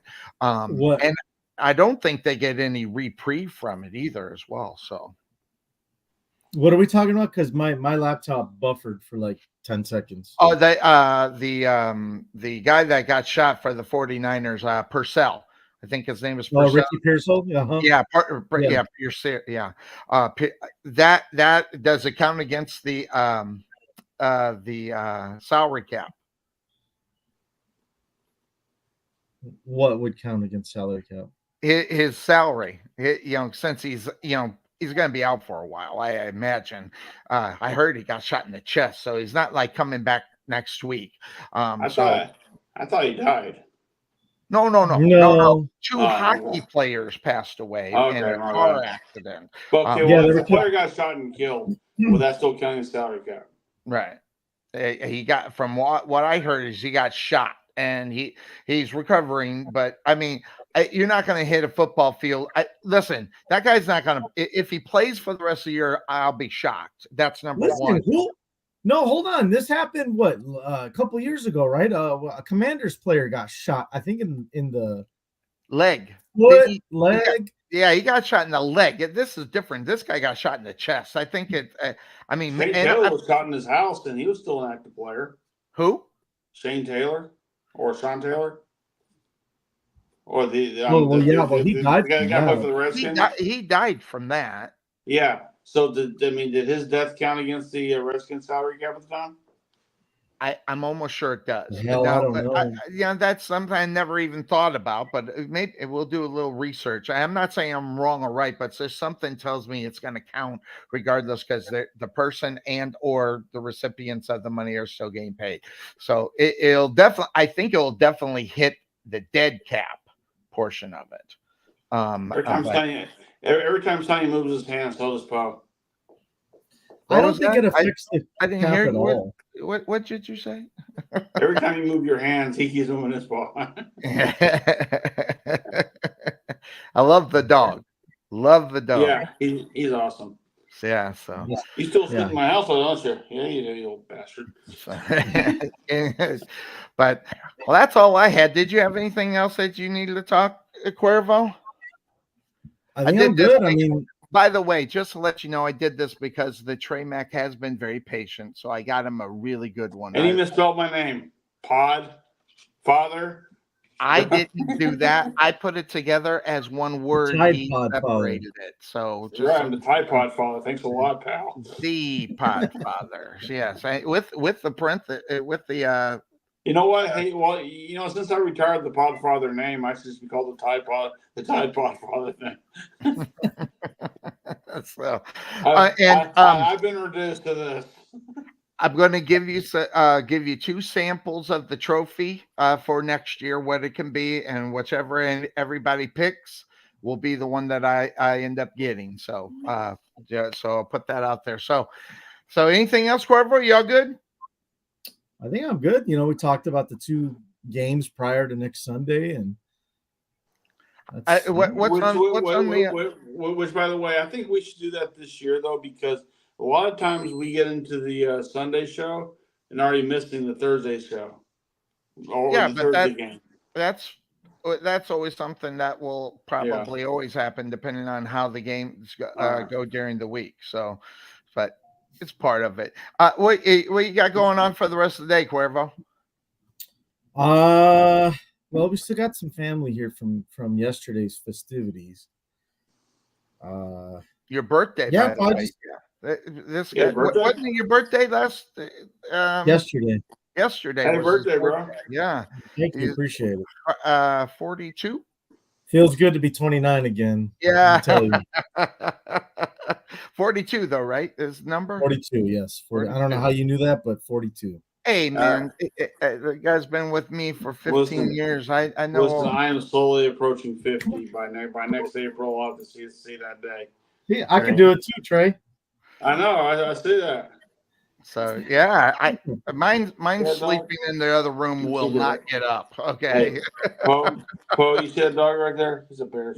You got a white and black dog. Look at that. So mine is a Pomeranian Chow mix. Her name is. See, thing is, when I got this one, everybody was like, "What are you gonna name it?" And like the name Oreo was thrown out there, and like I have like 4 or 5 people say Oreo. I'm like, if everybody's gonna say the same name, it's not worth it, you know. You missed out. You should have named them Oil Can. Well, you can use one of my favorite pitchers back in the day, Oil Can Boyd. One of my favorite pitchers. I always said if I got an animal, I'd name it. I never did. But Oil Can. I named him Poe because my whatever she is, ex-wife, whatever she is, she found a black and white dog in the parking lot of Walmart, and that was abandoned, and his name was Poe, but it was spelled P-O. I put an E with his name, so like Edgar Allan, right? Huh? Like Edgar Allan, right?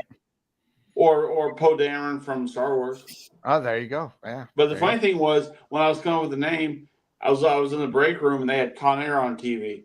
Nicolas Cage's character was named Cameron Poe, so I'm like, that does it. That seals the deal. All right, there you go. All right, guys, get out of here. Is it Poe? Huh? Is it Cameron or Poe? Poe. Poe? Just Poe. Yeah. So if he gets in trouble, I call the Popo on him. All right, there you go. Everybody get out and enjoy your Sunday. We're out of here. Everybody. I gotta go to work. Screw this. You'll go to work. Shut up and go to work. We're out of Yeah, here. Everybody. You got it. All right, guys. Thanks for joining us on the Couch Potato Sports Show. See you next week, 9 a.m. We kick off week number 1 of the NFL in the pick. Mike 1. We out.